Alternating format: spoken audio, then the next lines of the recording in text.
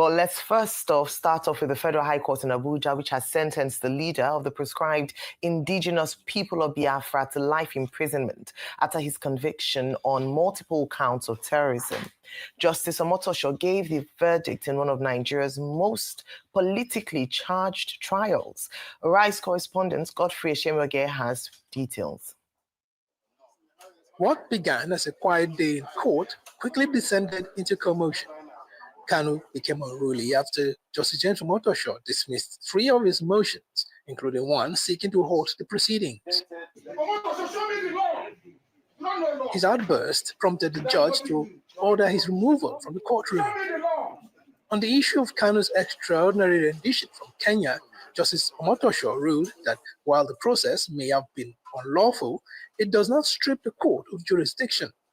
He added that the defendant's only remedy was monetary damages, as compensation already awarded by Kenyan authorities.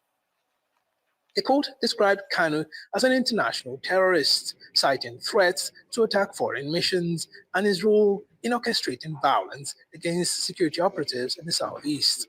In handing down the sentence, Justice Omotosho noted that the law prescribes the death penalty for terrorism offenses, but said he chose to show mercy, citing his Christian faith.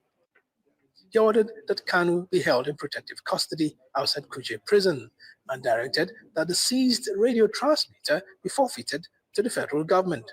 Meanwhile, Kanu's supporters have vowed to appeal the verdict. You will not stand. Nobody is going to trample on me. Nobody is going to trample on Nnamdi Kanu. Nnamdi Kanu is not a terrorist. He's a man that was pursuing change. To pursue a separate nation of yours is not a crime. So in Nigeria today, if somebody says, don't be silly, you get convicted. Nnamdi Kanu may broadcast, and so what? And you convict him for terrorism for mere words. In the Federal Republic of Nigeria, what kind of precedent is being laid? So from here, we are heading to the Court of Appeal.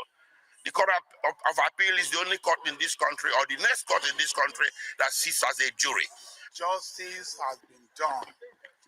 And therefore, Nigerians must, one way or the other, appreciate the judiciary. You remember just last Monday, the president was saying, at any time when Nigeria is in a big trouble or fix, judiciary has always come to the aid to salvage Nigeria. Again, the judiciary has salvaged Nigeria from the claws, from the oppression of the proscribed IPOB. The court has also pronounced death sentence on Eastern Security Network, which was the military wing of IPOB. Today, God has brought an end to injustice, oppression, suffered by our brothers and sisters of the eastern states of Nigeria.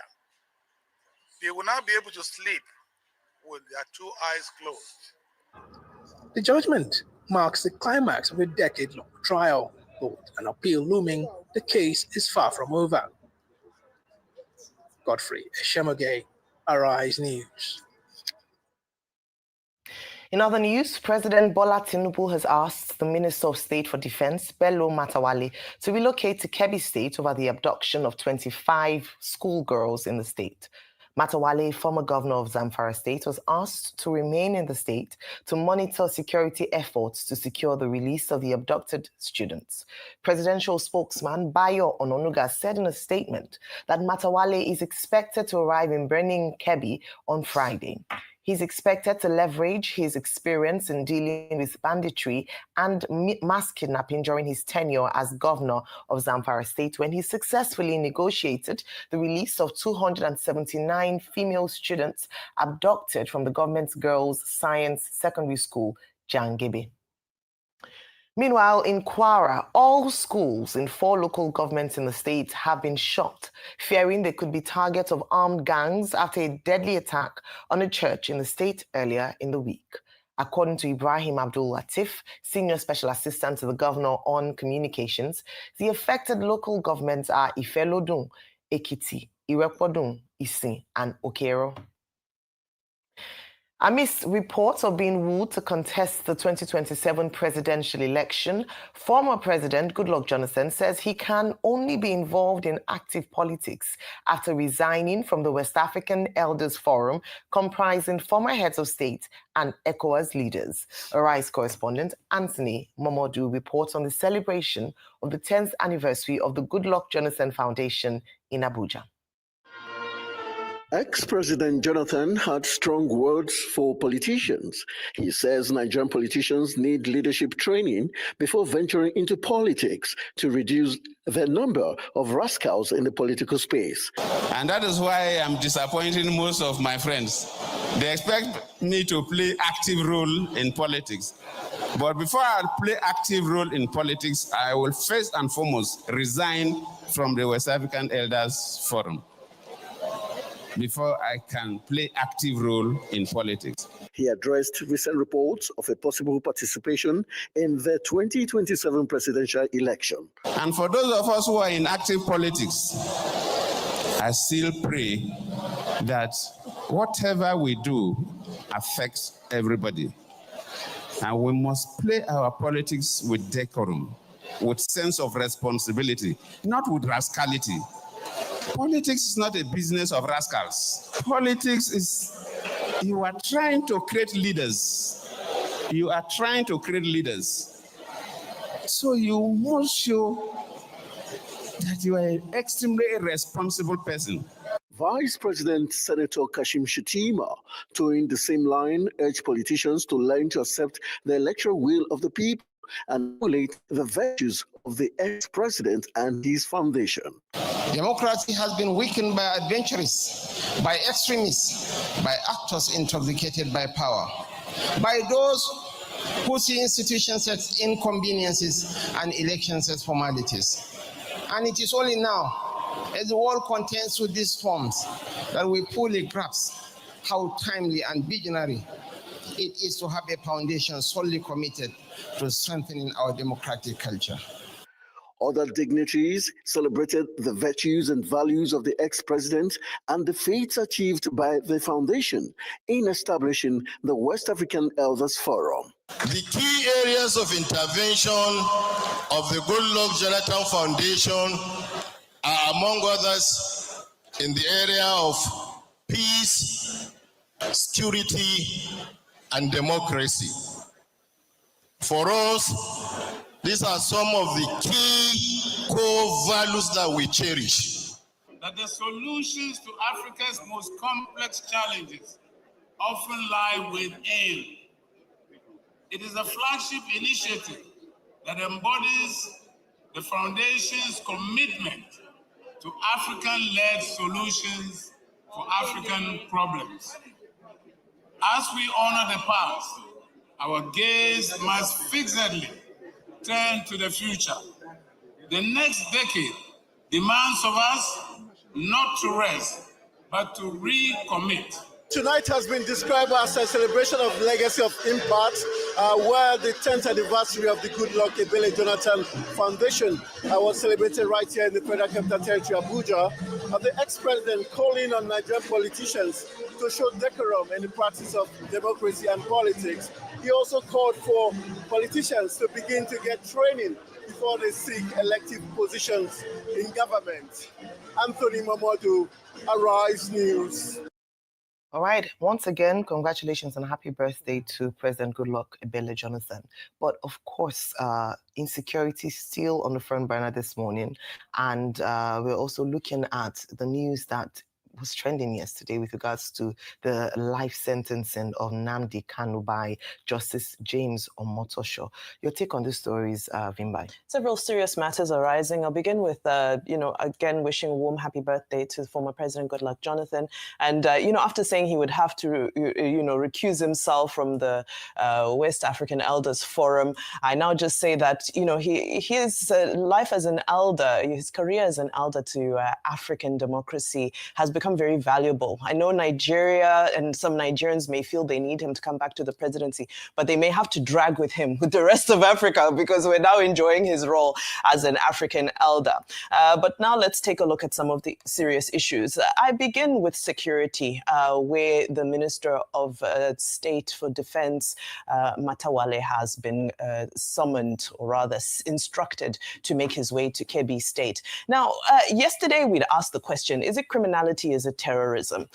And those questions remain unanswered. And I continue to ask this because just 2 weeks ago, the Deputy Speaker of the House of Assembly of Kebbi State was also abducted, but he was later returned. So it's a hot spot. But my question is, when will we stop politicizing these issues? Because this Minister of State for Defense is still not on great terms with the governor of Zamfara State. And the governor of Zamfara State has said that he has information pertaining to other hotspots and other activities in Zamfara. And of course, we well know that these bandits or these players now work across state borders. So I do hope that there will be room for collaboration and that he will reach out to his successor in Dauda Lawal and be able to exchange information for the greater good of Nigeria. I hope politics will not interfere in this process. Because even if you recall in Benue State, now we see the governor of Benue State sort of reneging on his words about, the persecution against Christians. But remember, also at the time, there was tension between him and the Secretary General of the Federation,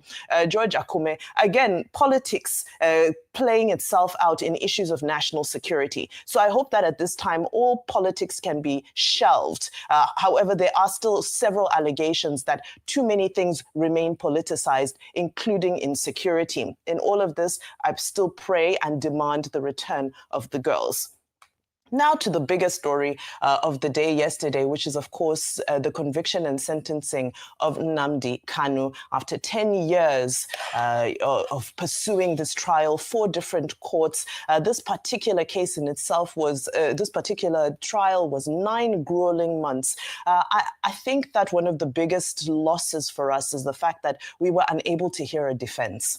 I think the world wanted to hear what he had to say for himself with regards to the evidence that was presented, with regards to the allegations leveled against him. I think people would have wanted to see less of courtroom outbursts and more of well-laid out arguments. Having said that, however, this conviction has met mixed reactions.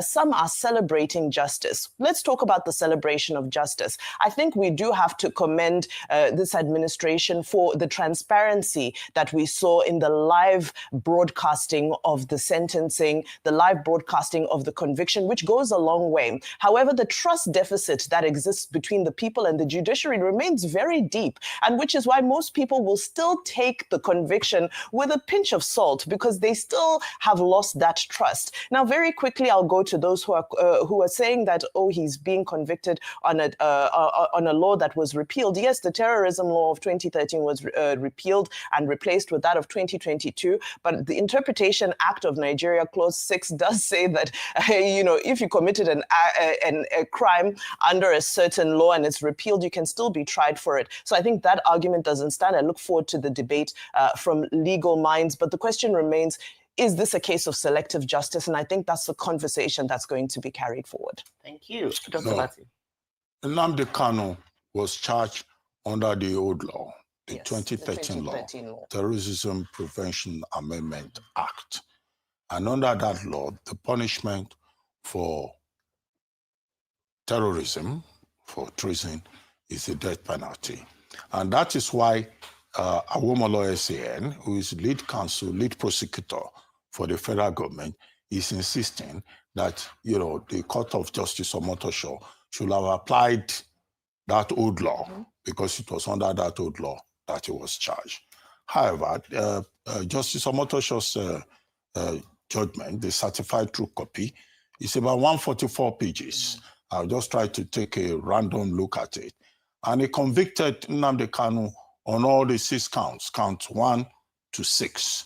And the reference in all of those counts is that Terrorism Prevention Act of 2013. However, the big issue is about how the trial has gone. 5 judges, and now we have reached this stage at the Federal High Court. And the main issue is the fact that the accused person himself dismissed his legal team. Perhaps if Kanu Agabi SAN and the rest of the defense team had been allowed to defend them, perhaps the outcome may well have been slightly different. There was some talk about written address under ACJA, Administration of Justice Act of 2015. That's discretionary. It's not, a case is not determined on the basis of a written address. It's determined on the preponderance of evidence. And the judge ruled that, in fact, the prosecution had proven its case and provided enough evidence to show that Kanu needed to be convicted. And in any case, he was left with no option because the accused person was asked to enter a defense. He not only sacked his lawyers, he also behaved, in a very confrontational manner in court. So on the basis of all of this, the judge says, it was a gamble that did not pay off. So if you look at portions of the 144-page certified true copy, it stayed very closely within the province of the law, even if there was a lot of melodrama in open court leading to the accused person being asked to look at the court. I was looking for the portion of the judgment about the written address. And I think somewhere down the line there, the judge even admitted that he considered the written address, even if it was submitted late, just to ensure that justice was done. In any case, I've seen some reports saying the case has ended. The case has not ended. Nnamdi Kanu has the option of going to the Court of Appeal. He can even also go all the way to the Supreme Court. But if you look at precedents, it will be very difficult, to upturn the evidence from the lower court and, the position that has been expressed by the Court of Justice Omotosho. I think, and I believe, that this matter has not ended. Because of the political dimension to it, I see a situation whereby at the end of the day, President Bola Ahmed Tinubu will be pressurized to apply the prerogative of mercy, pardon, and maybe the sentencing can be commuted, or the federal government can do whatever it likes, having refused to interfere in the judicial process by activating Section 174 of the 1999 Constitution, which gives, the Attorney General the power to enter a nolle prosequi, which is to withdraw the case. What I found curious, however, is the triumphalism of Chief Awomolo SAN. I mean, in open court, he was reading from a text, and I was wondering, it looked a bit unusual to me, that why was his statement already written? But maybe I don't understand that part of the proceedings. But he now came out later and addressed the press, or he got interviewed by the press, where he was saying that, now that Kanu has been convicted, there will be peace in the Southeast. People in the Southeast can sleep with both eyes closed. It cannot be so certain, because you've seen that this could also be a signal for resistance in the Southeast. However, he made more important points, namely that we are all Nigerians, that we are all victims when we don't cooperate together to secure this country, when we don't believe in the idea of Nigeria, and that as all Nigerians, we must push towards the idea of unity. Awomolo SAN also, with due respect, made an important point that, look, nobody is above the laws of Nigeria, that we are all under the rule of law. As I said, the story has not ended. We will see what happens eventually, but President Tinubu can just grant pardon, commit the sentence, and all of us can. Then the political part can come in. The president will say, the judicial process has gone this way. Okay, let us look at this option. My personal opinion. I'm not saying that is what will happen. Now, the second story was about Matawale, the Minister of State for Defense, going to Kebbi, where 24 girls were abducted, along with the principal, the vice principal, Mr. Kuku. So that's what makes it 25. But the girls were 24. plus the vice principal. Now, the president has canceled his trip to the G20 this weekend. He has canceled his trip to the AU summit in Luanda, Angola. He has sent the vice president to go there. Now he's sending the Minister of State, Minister Matawale, to go and oversee the security efforts. Well, you see, this happens all the time. Under President Buhari, you see him sending even the Inspector General of Police, the Chief of Defense Staff, to relocate. Those methods didn't work in the past. What is the assurance that, you know, the same approach will work this same time around? Matawale doesn't command troops, but we're told that the reason the president has canceled his trip is to receive security briefings. Maybe the better idea is to have his own minister on the ground. So what the federal government has done so far is to show empathy, but empathy is not enough. Now, those girls, the important thing is to rescue them and return them to their families. The other thing that is also important is that, did you see the picture of that school? Is that supposed to be a school or a shed? Even the hostel, nobody should study under such deplorable conditions. So when we talk about the Safe School Initiative, which I said had been on the table since 2013, Gordon Brown, Prince Nduka Obagbena, Dr. Ngozi Okonjo-Iweala, being part of that process. This is 2025. Our schools remain unsafe. Under the Buhari administration, we were told that there was going to be the fencing of schools. Even that school is not fenced. And where the students are living, I mean, it just put the lives of young persons at risk. And then we go through all this. Look at the school. Look at what, is this supposed to be a school? I didn't go to this kind of school. I went to schools that looked better. So this again is about the story of Nigeria. This is supposed to be a hostel in a school that is owned by government. And then, of course, it's not just these girls. That some of these stories come before us. We talk, and then the stories go away. There were some women who were going from Kogi to write a promotion exam in Abuja. I think that happened a few months back. Up till now, we have not heard where they are. Mrs. Ngozi Ibeziako and other women. And even, why are their husbands silent? Their wives have been taken away from them into the bush. I've not heard their husbands talking. There's also Mrs. Ladoyi. About 6 of them. So this is the kind of challenge that we face. Very quickly, before I shut up. President Goodluck Ebele Jonathan, yesterday was 68.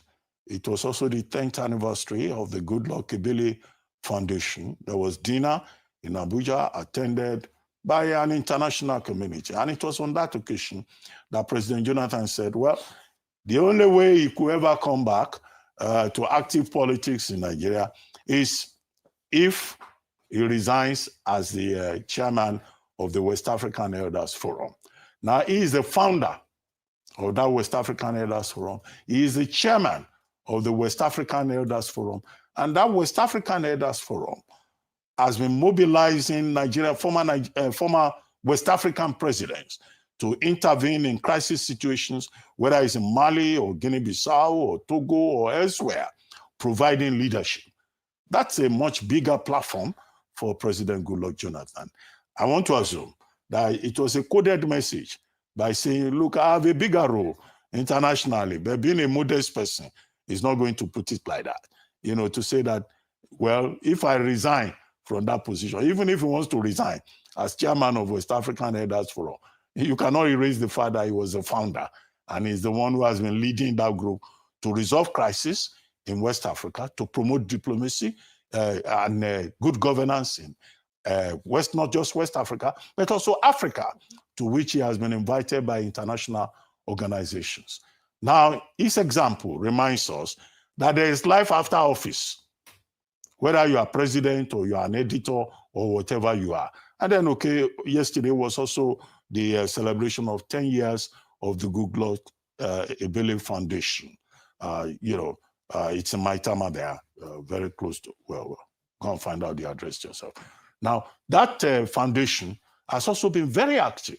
So President Jonathan is well occupied, is very active, not just in the country, but also continentally and regionally. So I see it as a coded message. I'm not saying categorically, because in politics anything can happen. But even if it were to be otherwise, which platform will he use? The same PDP that is going through death throes. You know, there's something they call death throes, you know, from ICU almost on the way to the mortuary. Or is it the ADC that is still in the process of forming? Or is it the Labour Party whose secretariat is a subject of contention between Abure and Nnamdi Usman? So, you know, I think that President Jonathan is giving indication that he would rather be another statesman, and that he will come back to active politics when there are no more rascals in Nigerian politics. Well, we should all fold our hands and wait for that day when there will be no more rascality in Nigerian politics. I hope that day comes in my lifetime. Right, well, that's our prayers. Yeah, we must continue to keep hope alive.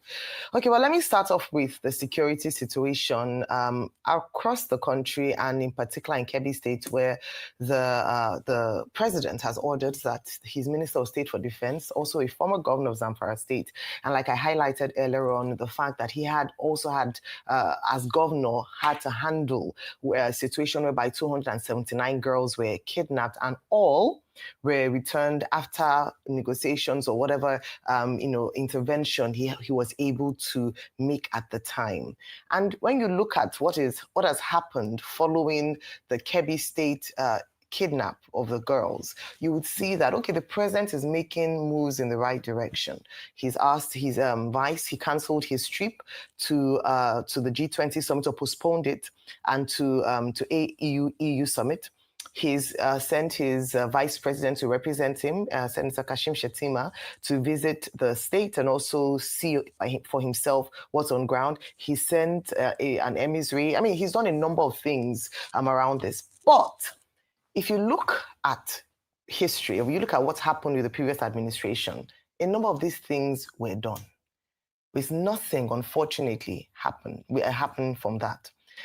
On his inauguration day, in his inaugural speech, the then president, Muhammadu Buhari, on 29th of May 2015, had ordered that the command center be moved to Maiduguri, Borno State, which was the epicenter of insurgency at the time. He said that they would be there until Boko Haram was completely subdued, in his words. In the same vein, the president has asked the Minister of State to go to Kebbi State until things are sorted. Similar orders. The president, Buhari, visited Maiduguri, Borno State in the heat of Boko Haram insurgency. Again, as a show of solidarity was received by Professor Zulum at the time. Again, nothing has happened from that. So what we want to see from this administration, whilst we praise the efforts of this government, is that these things have been done before. But it didn't result to much, because we have seen that they were not able to deal with the real issues. It means that we're just dealing with surface issues or making orders on the surface levels, but we're not dealing with the real matters.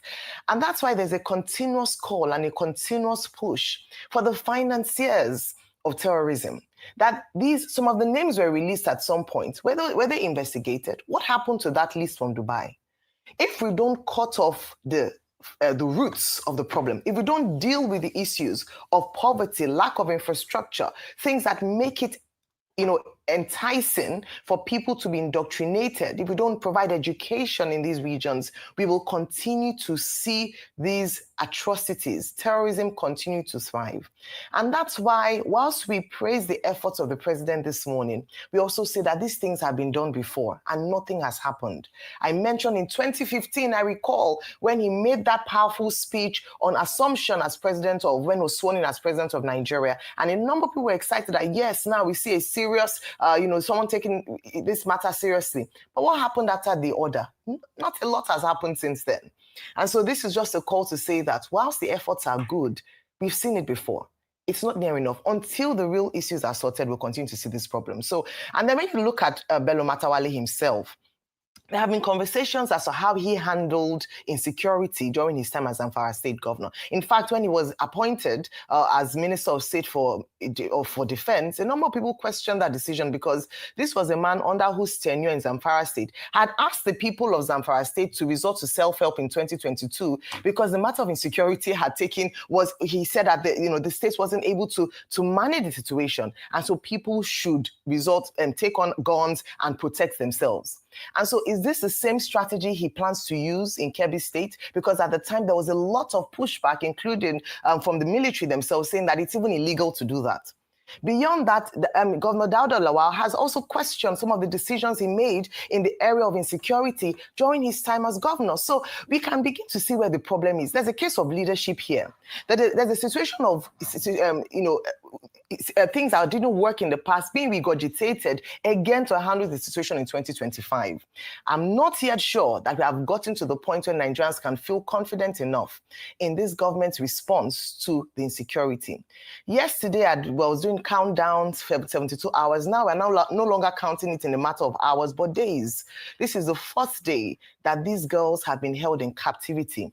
And any government should be able to have arrested this situation by now. We had intelligence, what was done with that. They carted away a large number, at least relatively, and yet nothing has been done. Just promises, announcements, orders. That's not what the Nigerian people want. And I hope that we can learn lessons from the past and see where we can work better, especially for this administration. It's not just about orders or a show, but taking action and getting the girls back.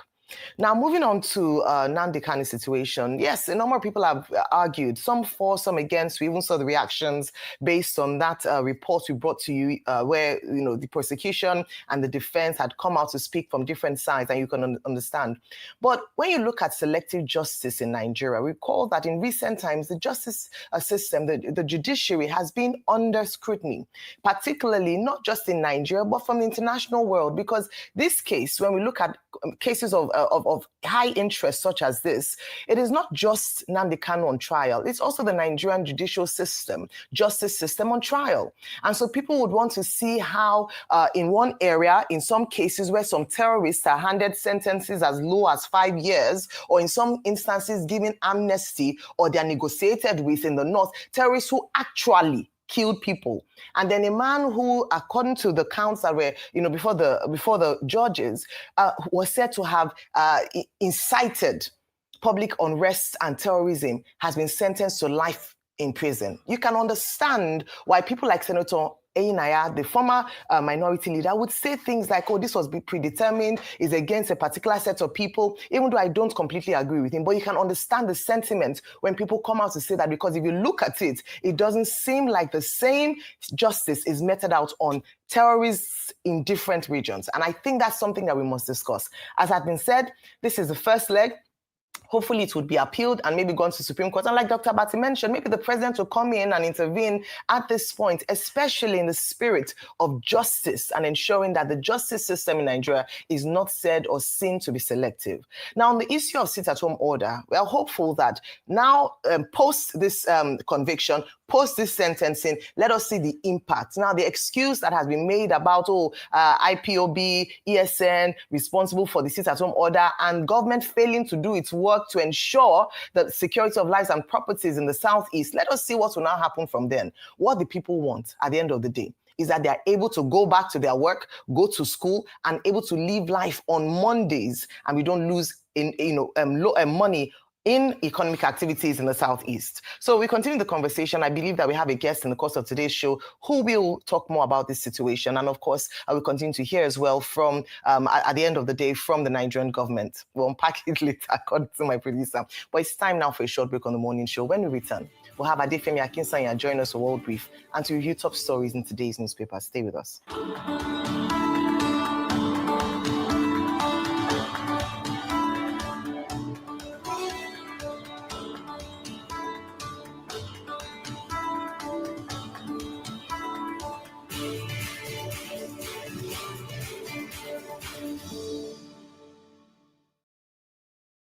Solar energy has improved the lives of Nigerians in the sense that we can have a cleaner environment and thereby preserving the earth for future generations.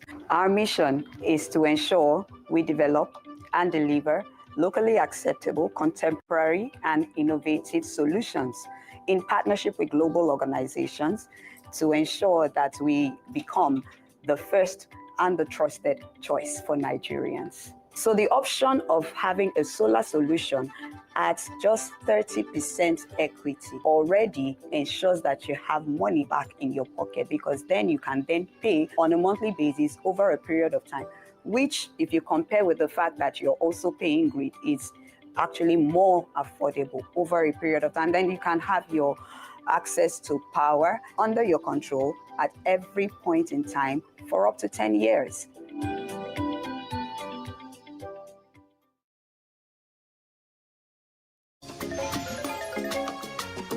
Mama the mama. My smally. Gen Z mama we carry better swag. You dey wine. It be like say plenty credit don't overload for that your size. Credit now water. You say no now. Glow Talk Master.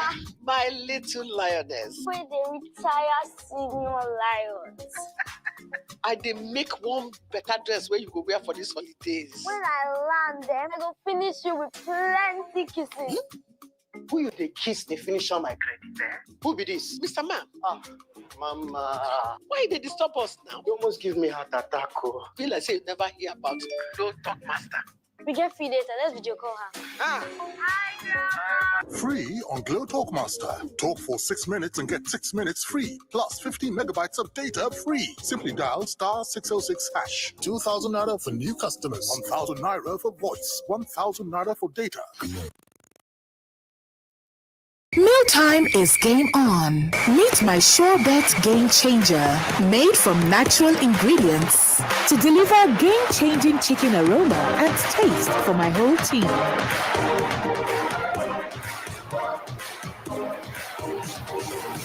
Mom, why did we not use this before?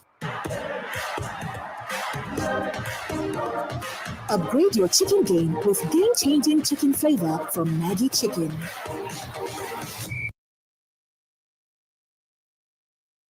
Imagine your wallet can be everything.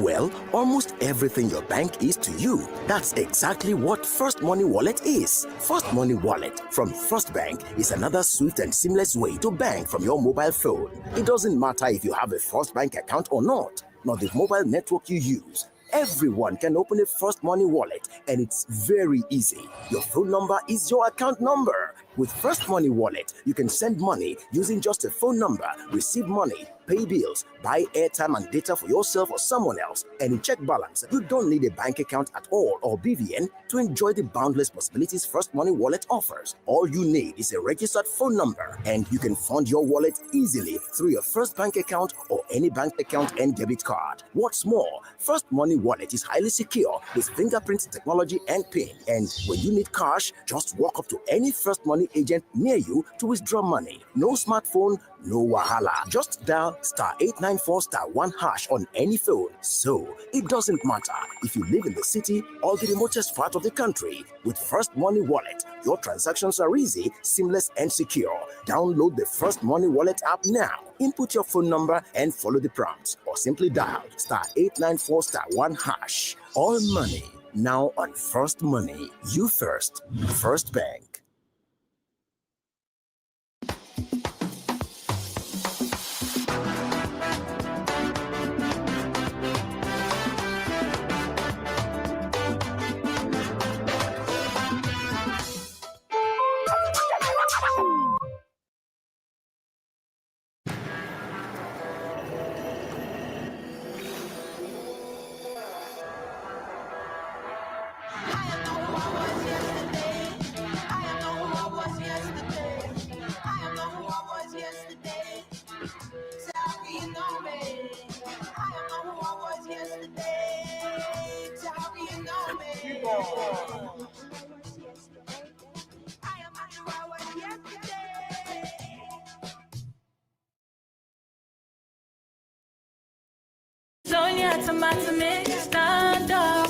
Easy to open, Is it to squeeze? Is it to scoop?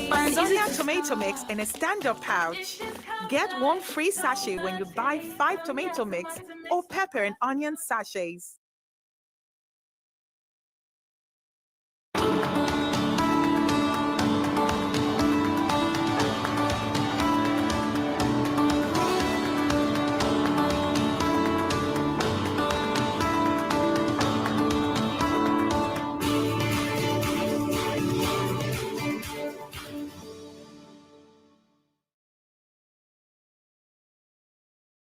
Welcome back to the morning show here on Arise News. The U.S. House Committee on Foreign Affairs held a tense and emotional congressional hearing on what several lawmakers described as the ongoing genocide against against Christians in Nigeria. From allegations of stalled action in Abuja to warnings of possible sanctions, the session brought some of the strongest language yet from Washington. Arise international correspondent Adefemi Akinsanya reports. We have received notice from the United States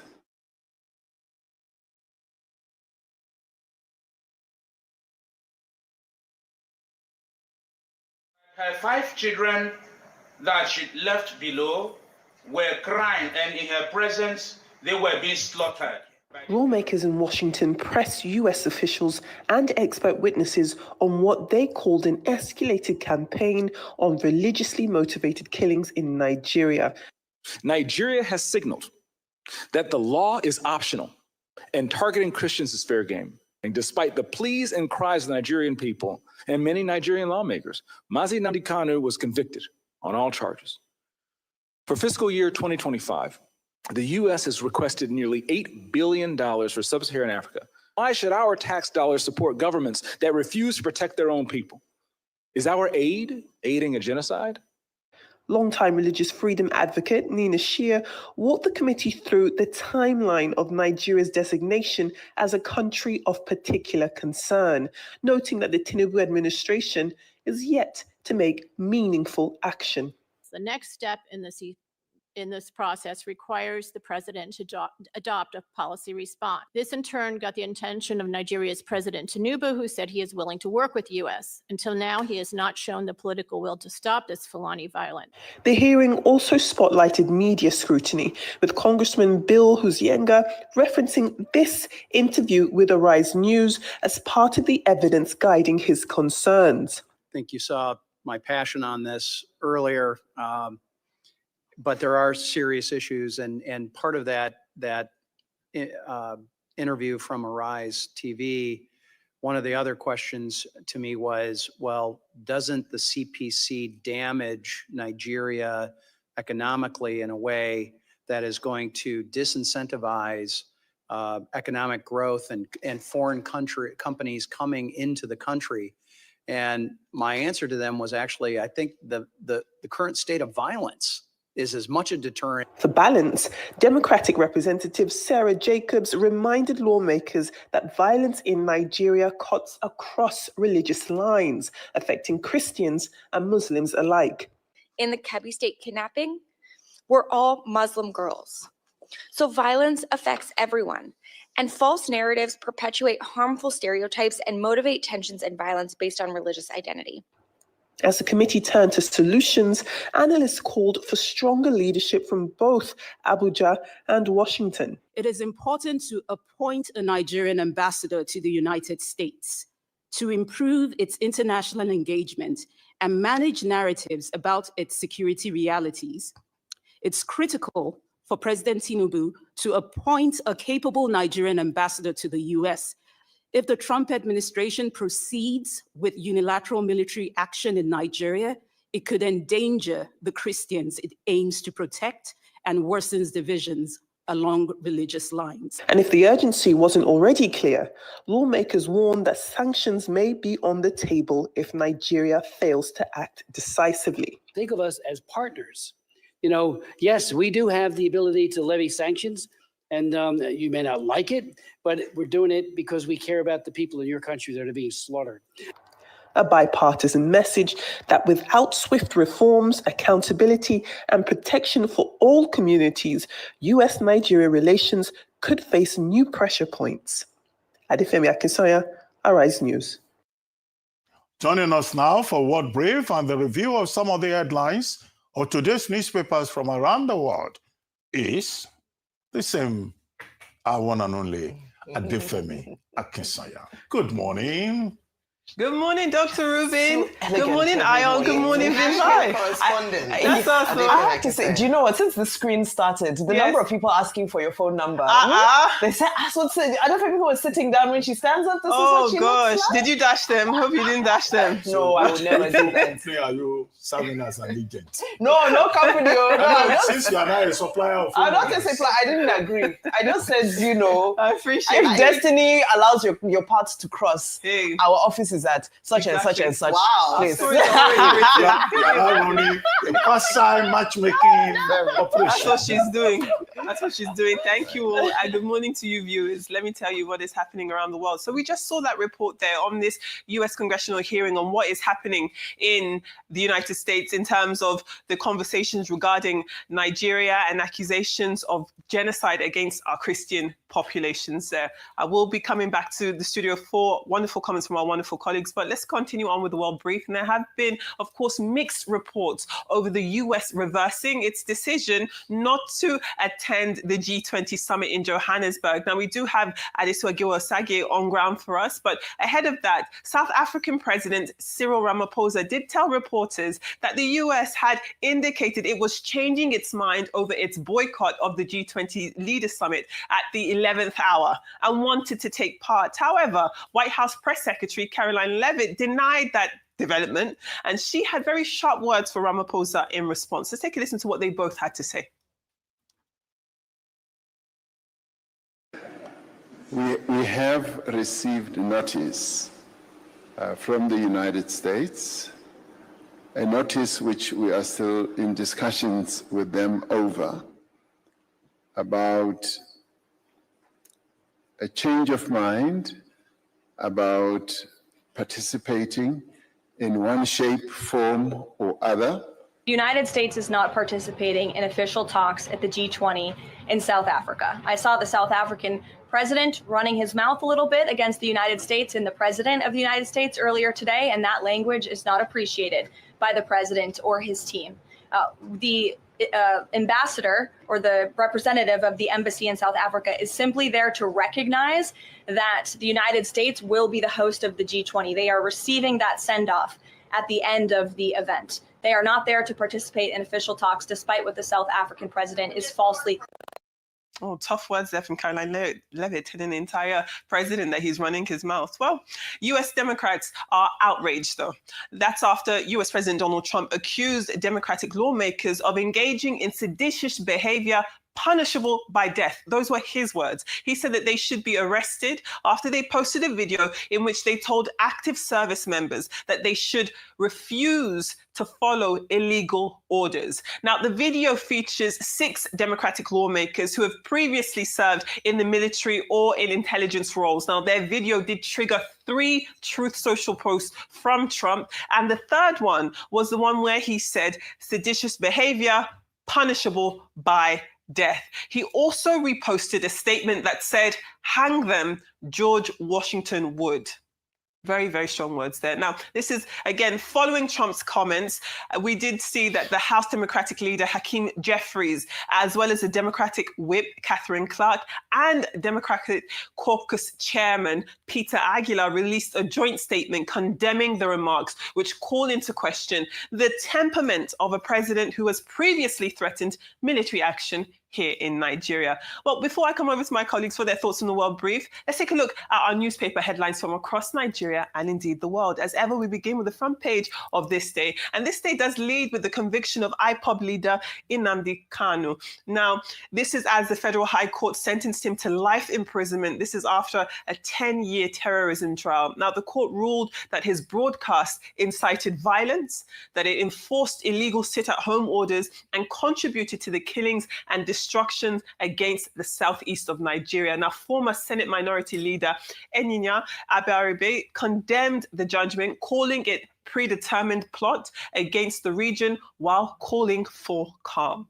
Well, we've got a double whammy next. Let's take a look at the Daily Trust and the Daily Independent together. Now, both of these newspapers are reporting also on the aftermath of the conviction of IPOB leader Nnamdi Kanu, who, as we've just heard, was sentenced to life imprisonment following a decades-long terrorism trial. Now, the court did find that Kanu's broadcasts incited violence and enforced these sit-at-home orders, which they deemed to be illegal across the southeast. Meanwhile, the Daily Independent notes that Kanu plans to appeal the judgment, which we've already discussed is an option available to him. Now, another double whammy again, we've got the New Telegraph and the Vanguard. Now, both of these papers are looking at the report by the US House of Representatives hearing on Nigerian insecurity and alleged Christian persecution. You do have the Africa Director, Oge Olumbug, who we referenced in our Well Brief segment, talking about how this crisis is driven by governance failures, banditry, and communal clashes, as well as separatist agitation.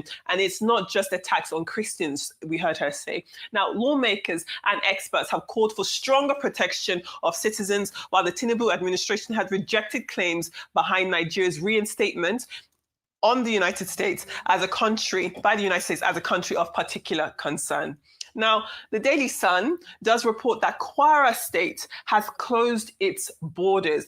Not so much its borders, it's closed its schools in 5 local government areas. This is following a series of bandit attacks, including the recent abduction of worshippers from the Christ Apostolic Church in Eruku over in Kwara State. Now, authorities say that the closures aim to protect students while security agencies continue efforts to rescue victims and secure their communities. Now, the Punch this morning, it does lead with the abduction of worshippers from the Christ Apostolic Church in Kwara State, in Okeiga, Kwara State, where bandits reportedly demanded 100 million naira as a ransom per victim. Now, between 30 and 35 people were taken during Tuesday's service. Now, the Christian Association of Nigeria have, of course, condemned the attack, and they have urged swift action. Security agencies are on the ground, while community members are calling for stronger local protection. Also on the front page of the Punch, we do have the unfortunate news of the death of Olusegun Awolowo, who is, of course, the grandson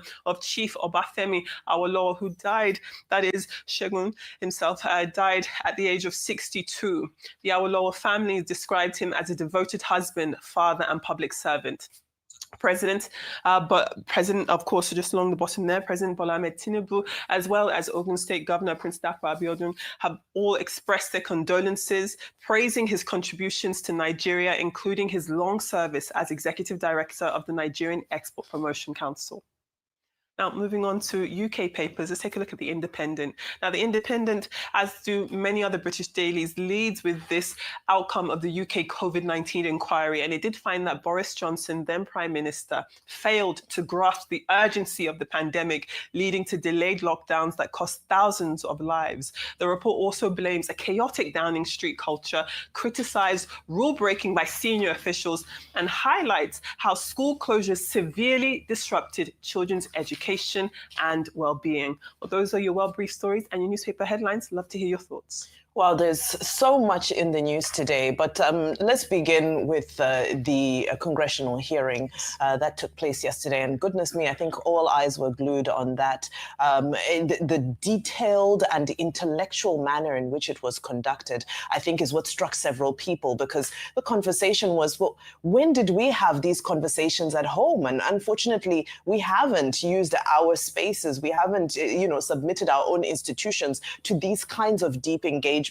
So that takeaway, I think, struck a lot of people. But for me, I think I really sat down and processed the submission from Oge Onugubu, who gave us a nuanced approach and highlighted the complexities of the issues, which is very similar to the conversation we'd been having yesterday when we were saying there are issues around terrorism, there are issues around criminality. I'm glad she even highlighted the Mieti Allah and the complexities around that, because we know that Mieti Allah will continue to say that, well, they're not a terrorist organization. Right. However, there have been splinter groups from that organization. And ultimately, I think she was able to paint the picture picture which is becoming clearer, that as financing becomes more difficult for terror, terrorists are now turning to this web of criminality that they were not previously involved with to fund their exploits. So you have this nexus of crime and terror, which now makes it so much more difficult to deal with the root problem.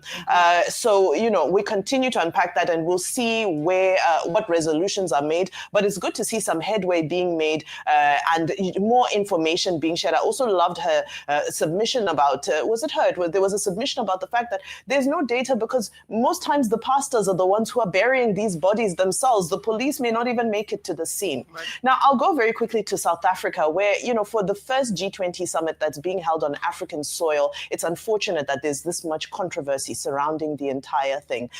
We know that Donald Trump had taken the stance that he wasn't going to participate. Then J.D. Vance had said he would go in his place until they said no American delegation would be present at all. Until a diplomatic note was shared yesterday saying that the charge d'affaires would come and conduct the handover. Now, the G20 presidency is being handed over from South Africa to the United States. And the South African president had previously said, well, he will hand over to an empty chair. He said they have no problems handing it over to an empty chair. The empty chair will be there to signify Donald Trump's absence. And yesterday he'd spoken to say that boycott politics, that's Ramaphosa, had said boycott politics doesn't get anybody anywhere, and everybody must be under the tent. However, Vincent Mangwenya, who is the presidential spokesperson, has said that President Cyril Ramaphosa will not hand over to a junior official. So having said that, I think their expression of interest to participate in the G20 has been declined. All right, so I'll talk one on U.S. congressional hearing yesterday. What you mentioned, Vimbai, a lot of people were glued, and if you haven't seen it, I think it's important. I asked the question yesterday on my socials yesterday around the fact that I had mixed feelings about it. One, I was glad that finally stories were being shared and heard, and people had the platform and opportunity to speak. But I think on the other hand, I felt quite disappointed that it had to take the United States Congress for these stories to be heard and shared. And then you asked the question around where is the Nigerian Senate and what role have they taken on since this designation as a country of particular concern? And to be honest, even before the designation, because before the designation, there were stories and calls for intervention in the Middle Belt and in northern Nigeria. And perhaps if they had done their duty, we might not be here where we are called on, where Nigeria has been designated as a country of particular concern. So for me, it was quite, it made it even more glaring of the fact that Nigeria is yet to take the lead on this. We are responsive, we are reactive, but we are not taking the lead. And so I hope that this would, again, they will cause them to react by organizing their own panel of inquiry. Where are the committees on defense? Where are the committees, that would deal with these issues and listen to the voices? For me, the most powerful submissions were the submissions of people who had been affected. So the woman who had come on from the Yelwata killings, who lost 5 of her children.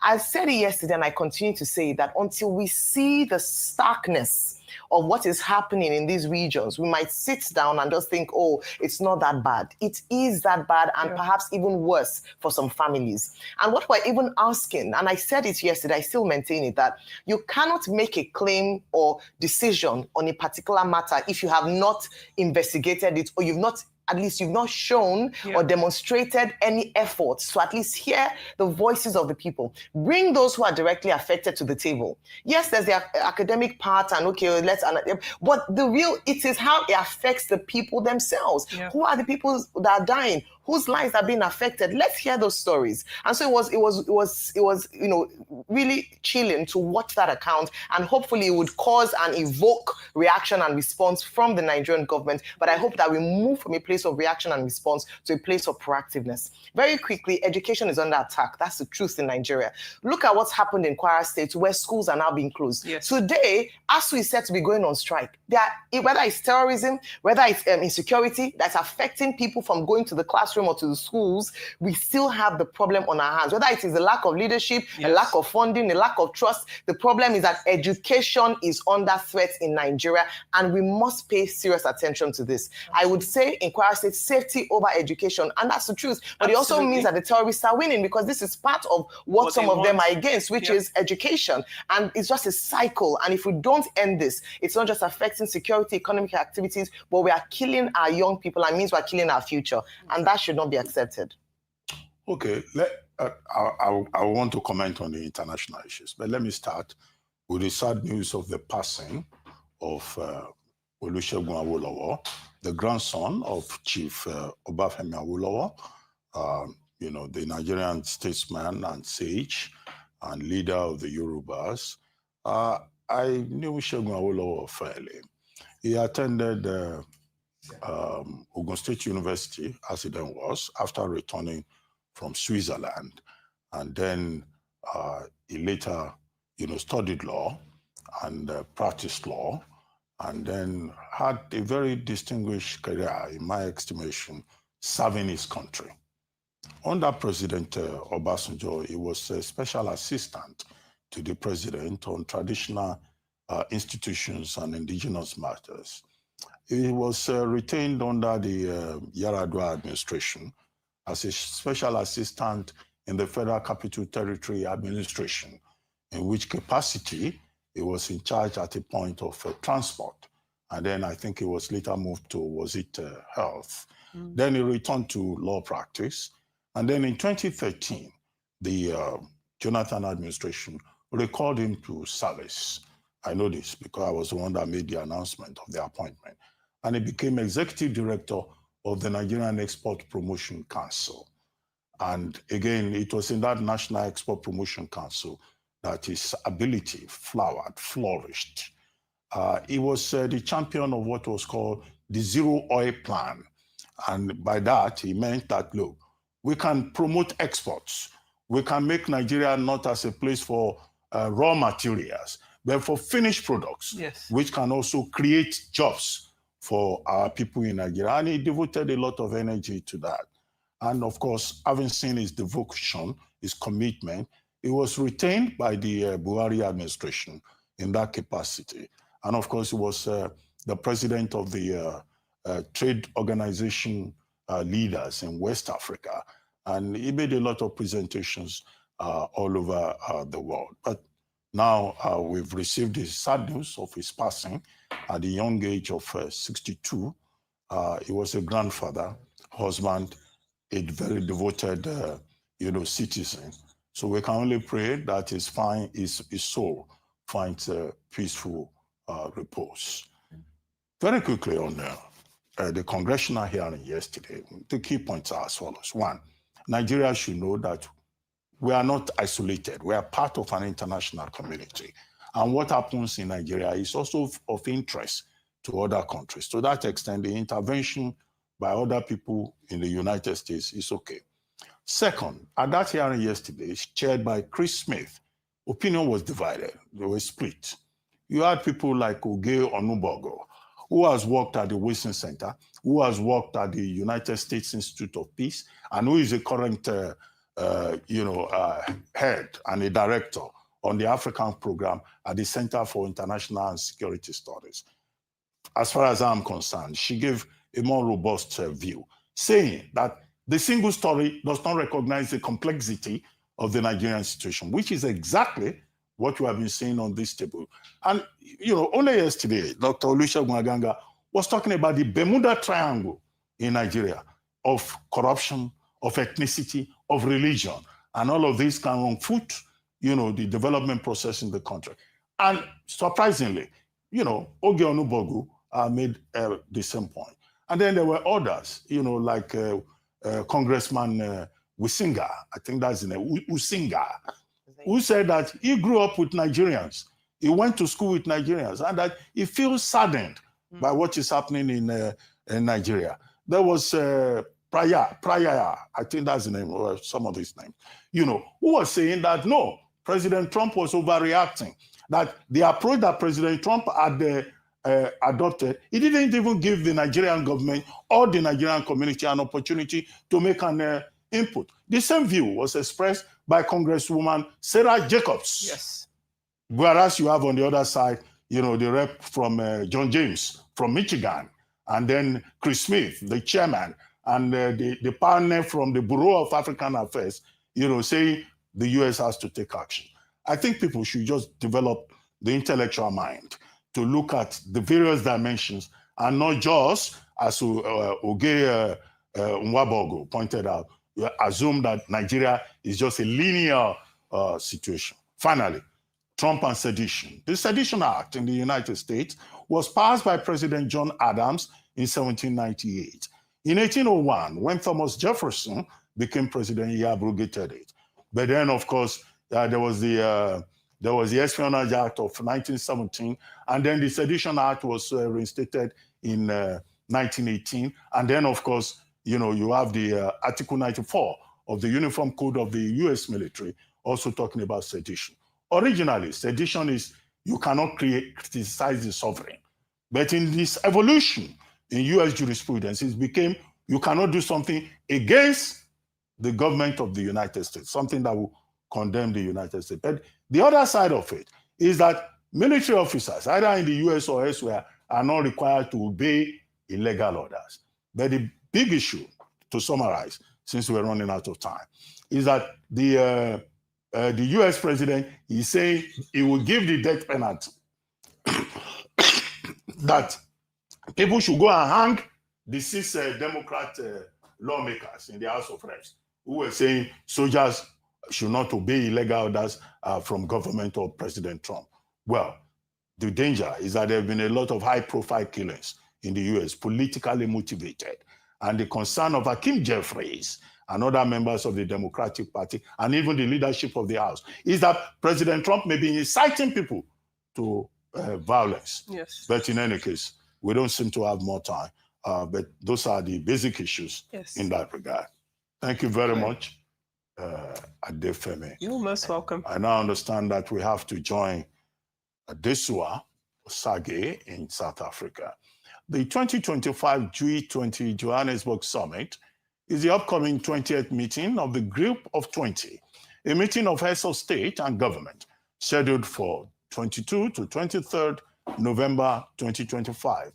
It will be the first G20 summit held in Johannesburg, South Africa, and on the African continent. Joining us from Johannesburg to bring us updates on what to expect from the G20 summit is Arise correspondent Adesua Giwa Osage. Good morning, Adesua. Good morning, Dr. Abati. Good morning, Vimbai, and good morning, Ayo. Nice to see you all. Nice to see you too. Sanbodani. She studied in Johannesburg, so she's trying to speak South African Zulu language to you.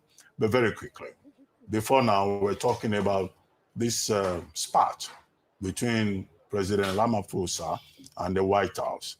Now, President Trump says no official of the United States will show up at that G20 meeting. President Ramaphosa says it's their loss. If they don't come, well, it's their problem. But I think it's important that you have the United States at the table, considering the important issues being discussed, climate change, energy, debt sustainability, and the US, even having connections with over 600 companies in the United States alone. So you see politics over white farmers and asylum dictating. But what is the mood, the general mood, as world leaders prepare to start the meeting, 22nd to 23rd? Well, to be honest, the general mood here is excitement. It's the first G20 in Africa. It's very significant, particularly because President Cyril Ramaphosa is trying to bring Africa to the global stage, and he sees himself as a representative not just of Africa, but of the global South, which is why he invited President Tinubu and other African leaders here. Now, of course, America is not attending, and South Africa has known that for a very long time.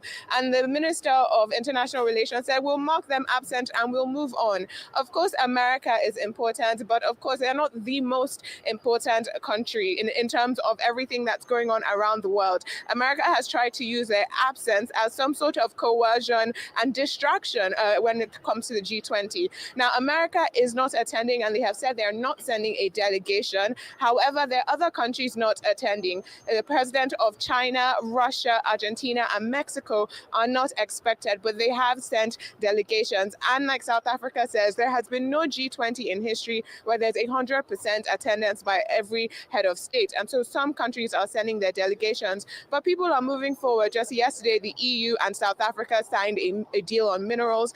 The French president, Emmanuel Macron, is expected to honor French people who fought for the anti-apartheid movement in the Freedom Park later this afternoon.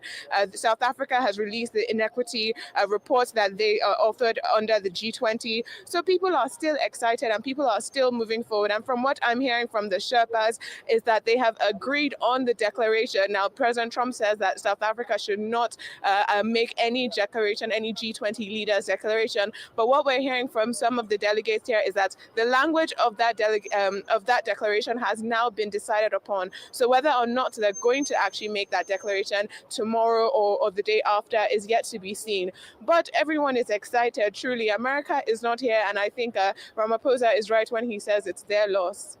Well, thank you very much, Adesu. Approximately 42 countries are said to be expected at the G20 summit. But I believe some reactions based on yesterday's spat, let me say, between America and South Africa. One economist from the University of Johannesburg, Dr. Frederick Queston, is actually of the opinion that it might work positively in such a way that they'll be focused. The summits will be focused and agendas, there will not be a hijacking of agendas, and then they can actually focus on the real issues as well as some of the highlights or some of the important points, particularly from an African perspective. Can you share with us? I know you talked about some of the things that might be happening at the summit, but what are some of the priority areas that are up for conversation at this summit? Okay, now, so this summit theme is solidarity, equality, and sustainability. When we're talking about the themes of solidarity, is that the idea that the whole world moves forward. The main themes here is the just energy transition, especially when it comes to Africa. Africa is energy poor. And when it comes to equality, South Africa considers inequality, particularly wealth inequality, as very incredibly important. Now, they authored a report led by Nobel laureate here under the G20, which said that the world is more unequal now than it has been in the past. In the 21st century, since 2000 to 2004, the top 1% of the world has acquired 41% of the wealth created. They have been able to increase their wealth by millions, whereas the bottom 50% of the world has only increased their wealth by about $500. So when we're talking about inequality, that's something that's very important. The just energy transition, loan forgiveness, bringing the global south forward, and of course, sustainability. When we're thinking about climate change, of course, it affects countries like South Africa, where they've had droughts and water shortages, and countries like Nigeria, of course, where we have the Sahel spreading and terror. Climate change is also a very important topic here. And so these are some of the themes that the countries are coming around to discuss. Also, of course, like minerals and rights to minerals by African countries and countries from the global south when dealing with countries like China and when dealing with the EU. So these are some of the themes and some of the agendas that we'll be seeing across the next 2 days. All right, thank you so much for that, Adesu. I've got two questions for you, if you can just maybe bring them all together. The first being that as much as the United States government is not represented, I understand there's a massive delegation of American businesses and a lot of interest from American private sector. I see you're standing in front of the banner for the B20. There's also been a social summit. What are the side events happening apart from the G20? And then the second leg of the question is that, yes, we understand President Tinubu obviously could not attend. Is there still a Nigerian delegation on the ground? And there were talks about South Africa carrying us along so that Nigeria could become G21, become a part of this community. Do you think those talks will move forward even though the president was unable to attend? Very briefly, please. Very briefly. So yesterday, I actually was able to attend one of the closing events for the B20. Now, yes, businesses are here. A lot of American businesses are here, particularly in tech, the banking sector. Again, they can't ignore what's going on. The G20 represents 80 to 85% of the world's GDP. And so they are present in South Africa, and they're working with South African and South African countries, regardless of Trump's position. America does feel it's the center of the universe, but sometimes businesses understand that the world is shifting and changing. So we do have a lot of B20 events. And when you speak about Nigerian delegation and other side events, there's actually an event for Nigerian solid minerals that's going to be going on Saturday. So there are quite a few events tomorrow, some side events here. Nigerian Ministry of Solid Minerals, I believe, is here. I believe the Minister of Finance should be here, and one or two governors. So although the president isn't here, there is still a bit of a Nigerian delegation. Now, whether or not we're becoming G21, I'm not entirely sure about. I think there are quite a few things that are happening on the sidelines here. One of the main things, obviously, is the crises in the world with Sudan, with Gaza, and with Ukraine. Particularly, Ukraine is high on the mind of the European delegation here. So I'm not sure that would be a main focus, but we'll see how it goes. Well, thank you so very much, Adesu Agiwa Osage. We'll take a short break now. When we return, we'll have Rotu Sodiri give us updates on global business activities. Stay with us.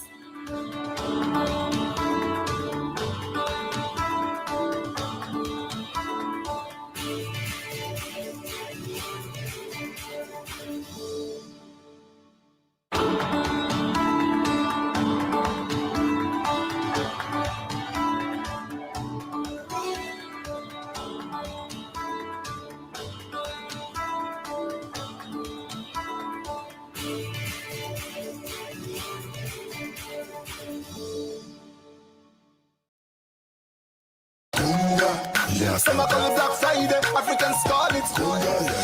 When you shop every day like it's a holiday, oh. Discount the prices so sharp, all you want on. A Black Friday like you've never seen before. Then you go and I say, thank God it's Yakata.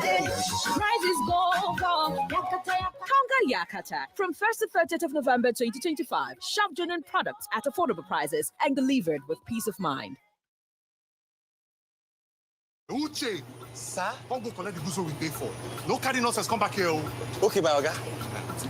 Uche, go buy me oil filter. Go buy for Pascal. Hey, he go cheat you. I don't hear, Oga, I don't hear. I go call you back. Hello, Johnny. I beg you, get radiator. Okay, my boy, they come your shop now, come collect them, eh? Uche. Oga, I don't go Pascal again. Go to the shop now. Uche. Go to the shop, come bring a filter. Free on Glow Talk Master. Talk for 6 minutes and get 6 minutes free. Plus 15 megabytes of data. Free. Dial *606#. New customers also enjoy a welcome bonus. This one winning flash me like before. If I say things don't change, oh. Now where I don't get Glow Talk Master, eh? I want to call you. You go fear. I go call you. You tire. You go tire. Put your way you did now. Say, every style Glow Simagi. Glow Unlimited. Hello, Nigerians. Your dream of owning a home is closer than ever. The federal government, through the Ministry of Finance Incorporated, has launched the Ministry of Finance Incorporated Real Estate Investment Fund, AMRIF, designed to make homeownership a reality for everyday Nigerians. With AMRIF, you can secure mortgage at a fixed rate of 9.75% per annum, repayable over up to 20 years. Even better, you only need to contribute 10% of the property value as your deposit. That means the house you've always wanted could be yours sooner than you think. This opportunity is open to all Nigerians at home and abroad, and to developers building quality housing. Don't wait. Visit www.mreif.com.ng today to sign up or walk into any of the participating banks. AMRIF, your path to home ownership. This fund is managed by ARM Investment Managers. Mom, you see, you taught me well. In today's world, we forget what truly connects us. I need my family to come together. Devon Kings, bringing families together, one bite at a time. No phones at my table. This reminds me of the good old days. Thank you for keeping to the family traditions. Thank you, Mama. Devon Kings, taste that binds. It's the Indomie Eat and Win promo. The more you eat, the more you win. How to win? Buy the Indomie Eat and Win promo pack. Find the promo code inside. Visit indomie.ng/eat and win. Enter your promo code and start earning points fast for a chance to win exciting gifts and 1 million naira cash every week for a lucky winner. So hurry now, eat and win. Let the winning begin. Visit indomie.ng/eat and win for more details. Terms and conditions apply.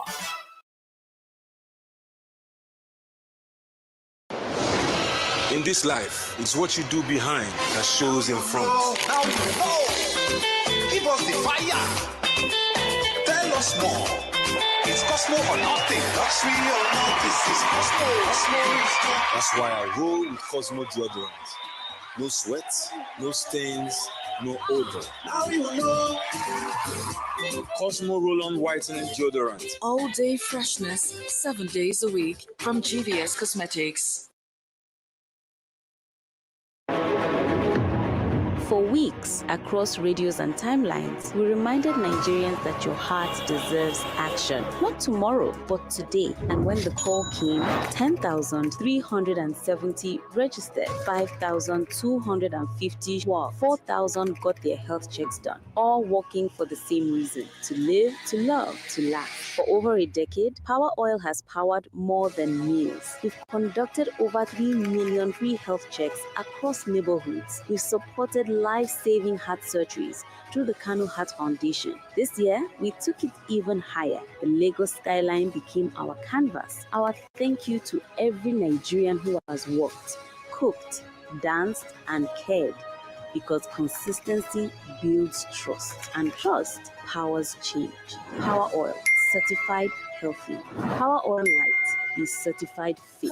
Together, we've made a choice that lets every heart thank you.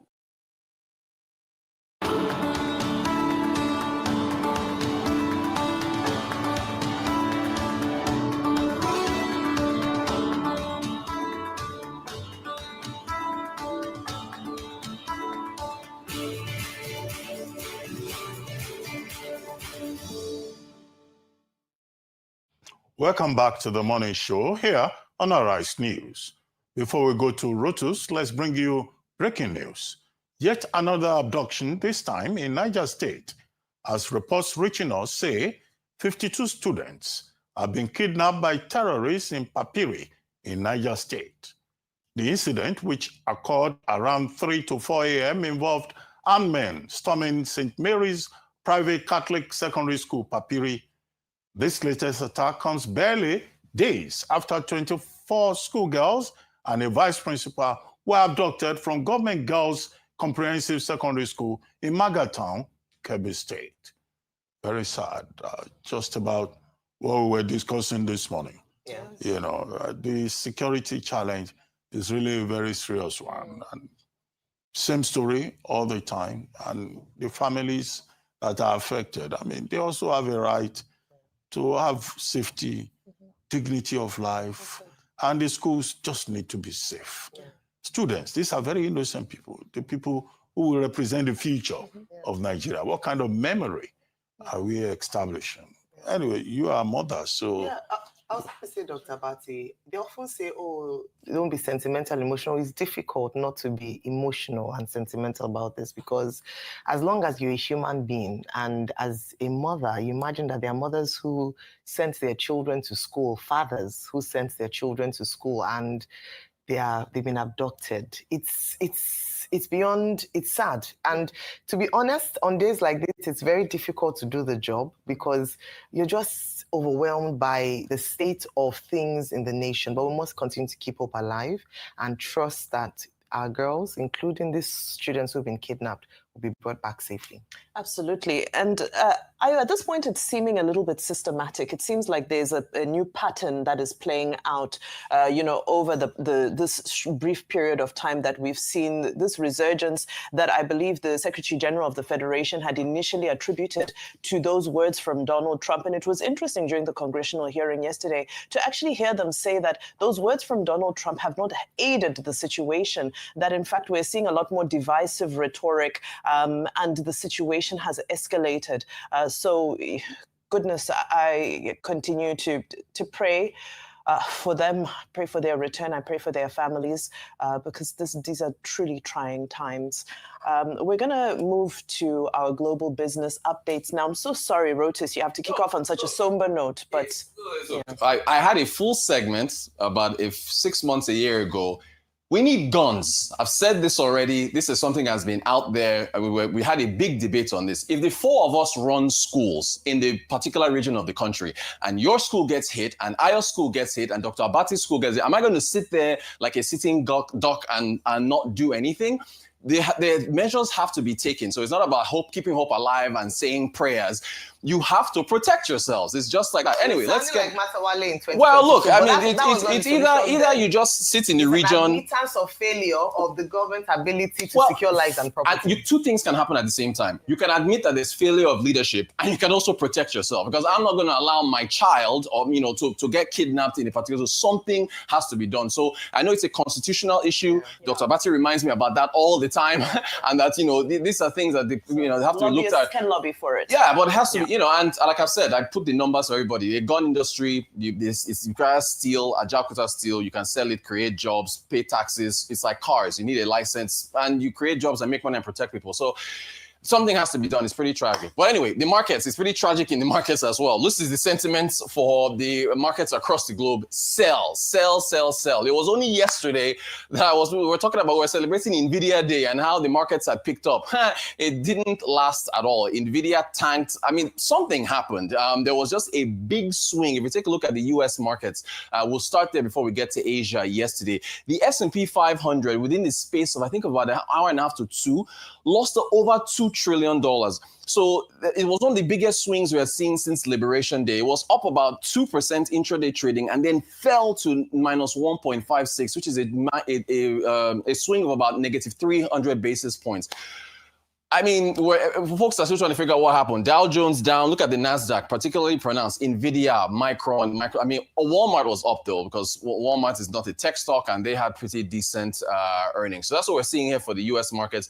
Also, the September jobs report came out yesterday, a bit dated, and maybe this is part of what is feeding into the negative sentiment in the U.S. Non-farm payrolls came in at 119,000. The estimate was 50,000 jobs. But look at this. We've had 3 straight increases in U.S. unemployment, now to 4.4%. And if you remember some comments from Jerome Powell, I think at the last Federal Reserve meeting or prior to them, maybe it was Jackson Hole, he said that 4.5 is his pain point. So we're seeing this continued weakness in the U.S. labor market. Average hourly earnings came in a bit under estimates on the monthly, but hourly and on a yearly basis, that did climb up again.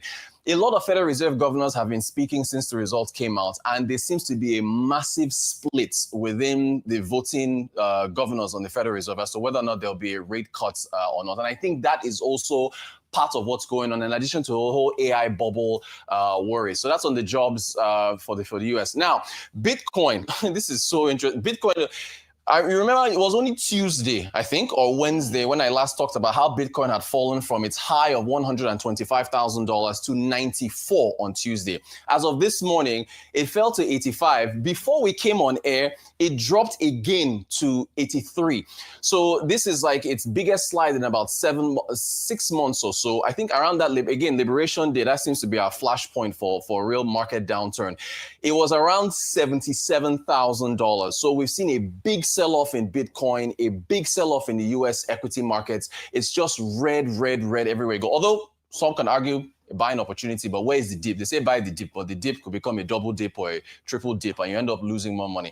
Look at this chart. So this is just over 5 days, right? And I'm out of camera, so I just have to just show you the volatility of Bitcoin over 5 days. This is where we are right now, and that's at 85,000 that when we took a snapshot of this chart, is now at 83. I think it may have come up a little bit to 84. Who knows what is about? Look, markets now for the past 5 days, they're looking at their worst week in about 7 or so months. So that's Bitcoin. More red. I think we have more red now on the Asia side of things. So the Asian markets, look at that, blood red all the way from the Shanghai Composite Index, the Hang Seng, the Nikkei, the Kospi, the Nifty. They've tracked the same sell-off pressure. I mean, look at the Kospi. I mean, this thing has lost about 600 basis points now over the last 2 days. I'm not even sure if the Kospi is still the best performing index in Asia. It was as of last week, but the sell pressure has been pronounced. Why? Because the Kospi, Korea, is I would argue, one of the semiconductor capitals of the world. You've got SK Hynix, you've got Samsung, and what has happened, tech stocks. I mean, look at the Hang Seng. The Hang Seng Tech Index has been down almost 2%. That dropped. Japan as well, dropping as well. So again, it's just sell-off after sell-off after sell-off from the US to Asia, even Europe as well. Still some more news coming out of Japan. Takachi is planning a $135 billion economic stimulus. You folks who like her, she's a champion of the people, of course, but her balancing act right now is making sure this stimulus reaches the average, Japanese, who of course has been faced with rising cost of living. Inflation just came out, I think, this morning for October, and that's at 3% from 2.9 in September. Again, their target is 2%. Vimba and I were just talking before we came on air, so whether a 2% target is even realistic. The balancing act, though, is that on the one hand, she wants to make sure this stimulus reaches the people. On the other hand, she doesn't want to scare investors because Japan has the highest debt to GDP on planet Earth. I know most of that is denominated in yen, so it's domestic, but she's really, really focused on trying to help the people. But then how do you thread that needle? Also, on the other hand, lots of girl power in Japan. Our first ever, I think, finance minister, Satsuki Katayama, appointed, of course, by Takashi, has been talking about the slide of the Japanese yen. So Takachi, as I've said before, she's been averse to rate hikes for the Bank of Japan. And as a result of that, currency speculators have been betting against the yen that it will slide. So every time this happens, the yen now is about 157 to the dollar. But I think the last threshold was 155 or so. She came out and said this: we are alarmed. This was a press conference just this morning. Finance Minister of Japan, we are alarmed by recent one-sided sharp moves in the currency market. This is important for currency rates to move stably, reflecting fundamentals. We will take appropriate action as needed against excess volatility and disorderly market moves. So if you bought the yen at 157 and you think it's going to get to 160, she's warning you as a speculator that they will intervene and sell it, bring it down, and you'll lose your shirt. So we'll see what happens if Japan goes in there. Round off with Nigeria. The NGX released this domestic and foreign portfolio report. Foreign investors have come back in droves into the Nigerian stock exchange. It's still majorly driven by domestic investors. 2 trillion as of October 2025 in terms of transaction value. Haven't seen this number since about 2007. However, the Nigerian stock exchange has been on a slide. It has lost market. It has been down 4 days in a row now as of yesterday. Remember when we were talking about how it was up 50%? Our director of news for Lagos was just talking to me about how much he's lost in the last few days. But look, it's not out of line with what we're seeing globally. I think because at one point the market was up 50%. If you had put in #1 million at the beginning of the year, you got 2 million sometime before the slide. So I think it might be profit taking and also all this other sentiments that's going on. That's our update for today. Okay. Thank you very much, Rotus. We're told we've run out of time. But apart from inflation and defense issues that Sanae Takachi has to deal with, the bigger issue around that area is that she's now standing up to China, an emerging superpower. Yeah. And that is a big diplomatic tussle with Japan saying, oh, if China goes to Taiwan and intervenes, they will defend Taiwan, which is a red line that previous prime ministers of Japan didn't cross. But we'll see what happens. Thank you, Rotus. Thank you. We'll take a short break now. And when we return, we'll be talking to Maxwell Okpara, lawyer for convicted Mazi Nnamdi Kanu. Stay with us. We'll be right back.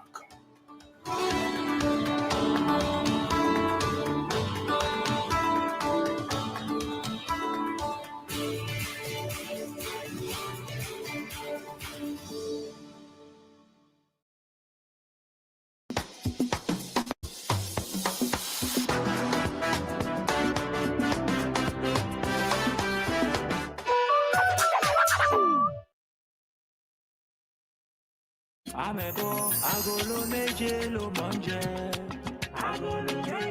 dey mind am? Me when I leave my house for Lagos, come go celebrate with her for Dallas. I reach there now, they take me make here. They go put me for one corner. Hey, me, I'm a boy. All for no cake globe trotter. Hey, even self the pilot they announced say I did for the flight now. And you know say one of them say come meet me. Tell me say make her come follow them sit down for cockpit. We could fly the plane together. Sure. This not the third time today when Glow don't serve me. Oh. So you want make me come up for line now? Make you for wrong over your Glow Talk Master. Eh? Free Glow Talk Master. Talk for 6 minutes and get 6 minutes free. Plus 50 megabytes of data. Free. Dial star 606 hash. 2,000 naira for new customers. 1,000 naira for voice. Plus 1,000 naira for data.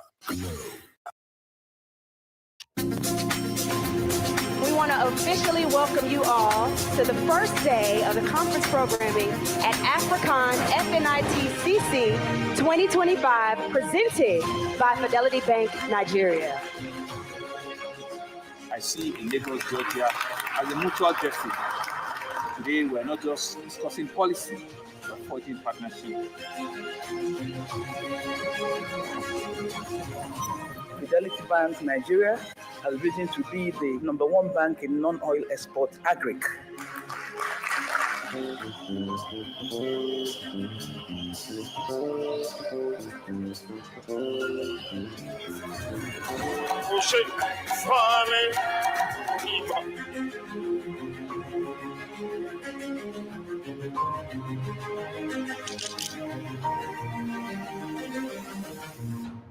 We are Fidelity. We keep our word.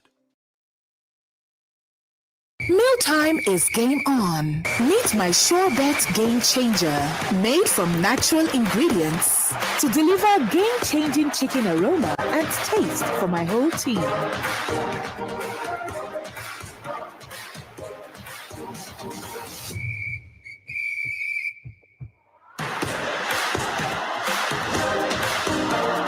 Upgrade your chicken game with game-changing chicken flavor from Maggi Chicken.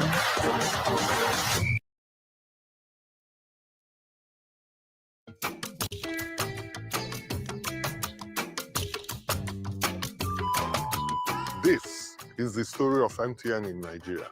Led by Nigerians with over 45% female leadership. Guided by our strategy, we continue to partner with relevant platforms, leveraging our profile as the most trusted and valued brand in Africa.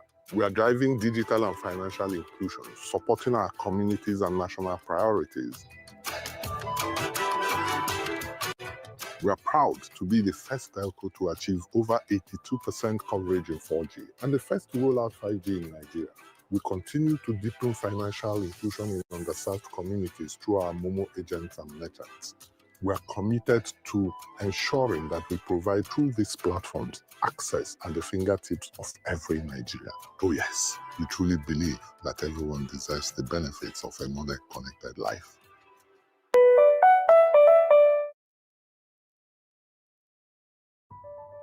My name is Austin Azoko Kocha, but you all call me JJ. That's because I was so unstoppable, they named me twice. During my days as a professional footballer, I played as an attacking midfielder. No one could stop me, not even malaria, when mosquito bites. Now you too can be unstoppable if you use Lonat against malaria. Lonat, a combination of Artemether and lumefantrine. Lonat, be unstoppable.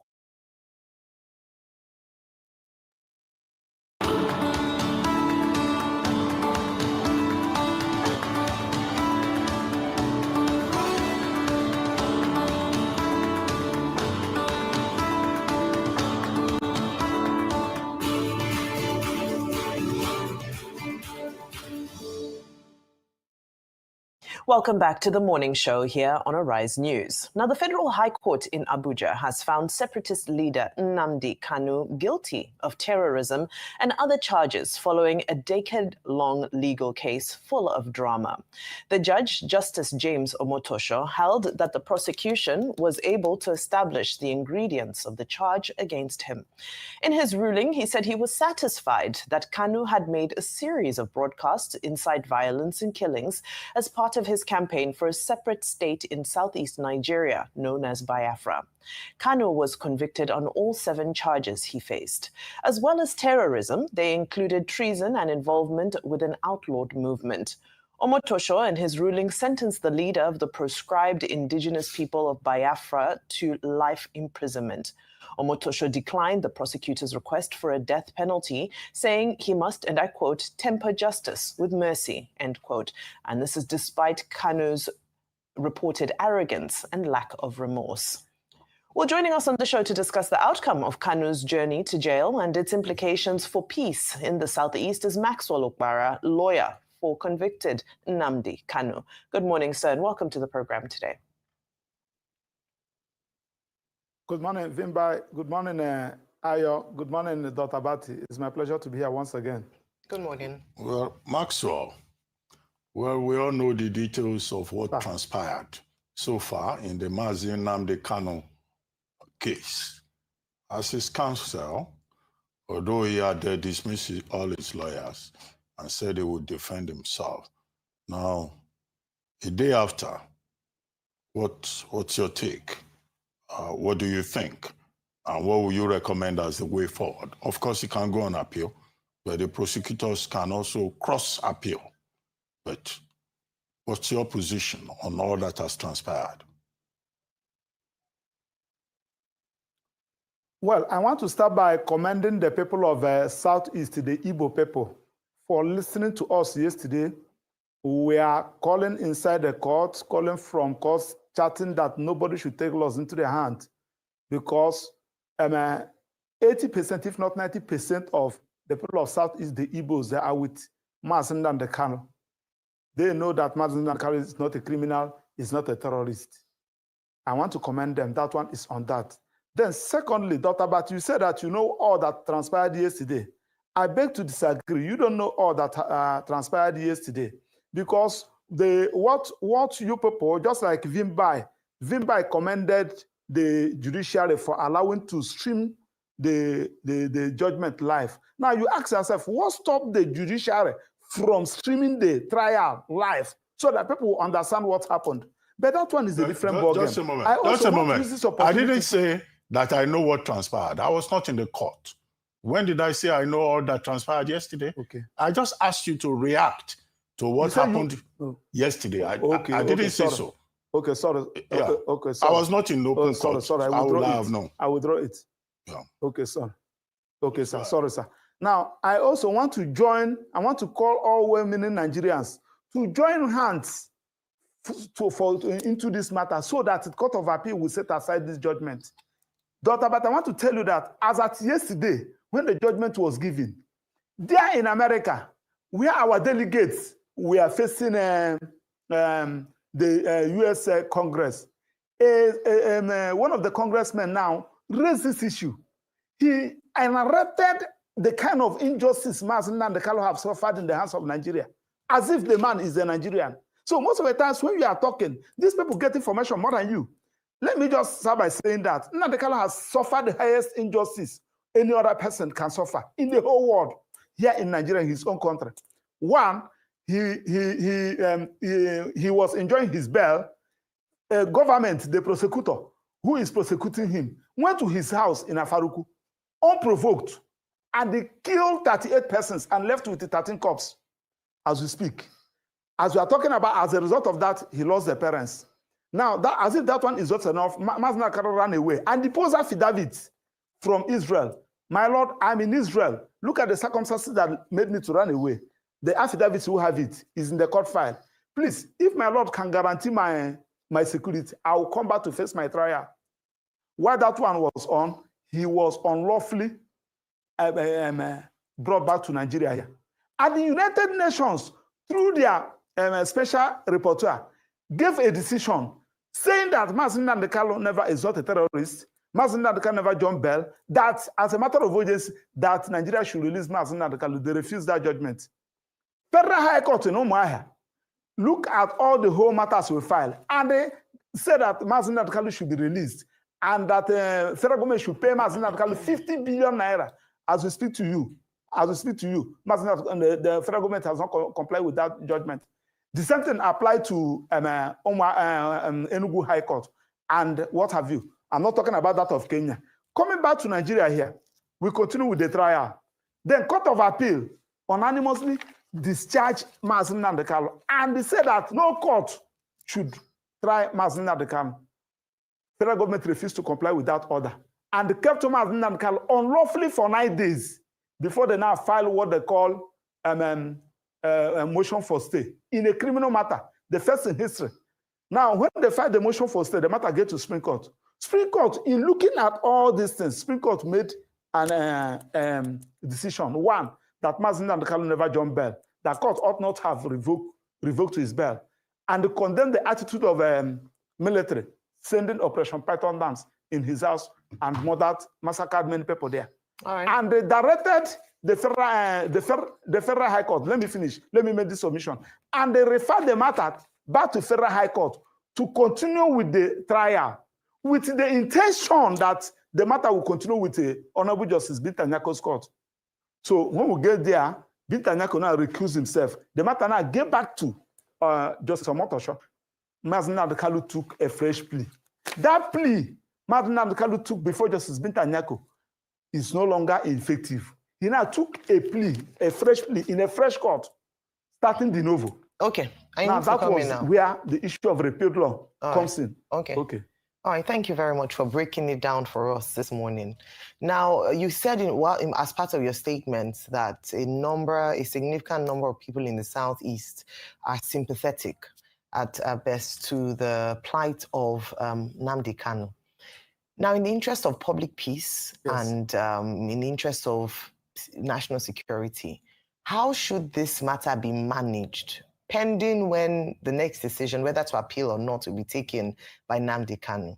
I say this because I believe that at the end of the day, what we want is to ensure that we don't further incite people to aggression or to violence, and that we are able to have some peace in the Southeast. Also, I'd like you to comment on the situation of the sit-at-home order. In terms of that regard, would you ask that people return, or we are hopeful that we will see an end to this Monday sit-at-home order in the Southeast? Well, I want to start by saying that the issue of sit-at-home, some people took advantage of Nnamdi Kanu's incommunicado and be issuing unnecessary order. When this issue started, Nnamdi Kanu personally sent me to Europe to go and talk to Simon Ekpa that he should stop this sit-at-home. I think either in this studio or in another studio, where we also issue that whatever thing that you are doing, Nnamdi Kanu is not a party to it. Lucky enough, one day, the DSSS allowed Nnamdi Kanu to speak from the court. Nnamdi Kanu also made it very clear to everybody. That one is on that. Now, back to your question. The best way to handle this thing is for Court of Appeal to set aside this most embarrassing judgment aside and allow Nnamdi Kanu to continue with his agitation. And let federal government now call him. My brother, why are you agitating? So that, one, because yesterday, in the judgment, you are comparing Nnamdi Kanu's agitation with Boko Haram. Somebody that told you that, look at what I am fighting for. Look at what I'm fighting for. Instead of you to call the person, what is the problem? How do we feel that we can resolve this thing? I'll tell you, this is what gave rise to this agitation. This is what gave rise to this agitation. Then you address it. The agitation will just die naturally. Now, why the judgment yesterday is because Nnamdi Kanu is an Igbo. Yes, it's because Nnamdi Kanu is an Igbo. You can't do it to any other tribe in Nigeria. No, Maxwell. I want to prove it. Yes, I want to prove it. I want to prove it. No, I want to just say, wait, hold on. I want to say that it's important that we're able to not incite any form of aggression based on this assertion. So if, except you're able to prove beyond reasonable doubt, please don't make such assertions. We won't want to entertain that on the show, please. I think it's important that if you would make such an assertion, okay, you have to be able to... I withdraw it. Thank you. I withdraw it. Thank you. I withdraw it. Oh, all now, right. But people... Okay, I'll let you land. Please, go ahead, Mr. Okpara. Go ahead. So what the point... the best way to handle this matter as it stands now is for Court of Appeal to look at all the whole matters we file, which Nnamdi Kanu also file stay of proceedings. Say, my Lord, please, these issues I took to Court of Appeal, they are fundamental issues. Please allow Court of Appeal to give directives on how to go about it. So, and the judgment was given. So now that the matters are in Court of Appeal, let Court of Appeal look at all these matters. Okay. We file affidavit of urgency. We look at all these matters and to see whether this judgment was delivered predicated on law or on an anger, on personal hatred. I think one of the sort of biggest elements that came out yesterday was, the absence of a defense. I think many people were anticipating beyond the justice and the court, the Nigerians were anticipating the defense, controverting evidence. And I'll just pick some of the evidence, for example, that was read out yesterday. This is as goes by the CTC. He said the defendant said, "I am telling you people to go into the bush, and wherever you see a military convoy, you attack them. Wherever you see a police convoy, attack them. They are human beings and they also bleed. Any person with a police uniform or any army uniform is an enemy of the people," end quote. So some of these things were things we would have wanted to hear addressed. As councils were, shall I say, reassigned to become consultants, but you were in the web.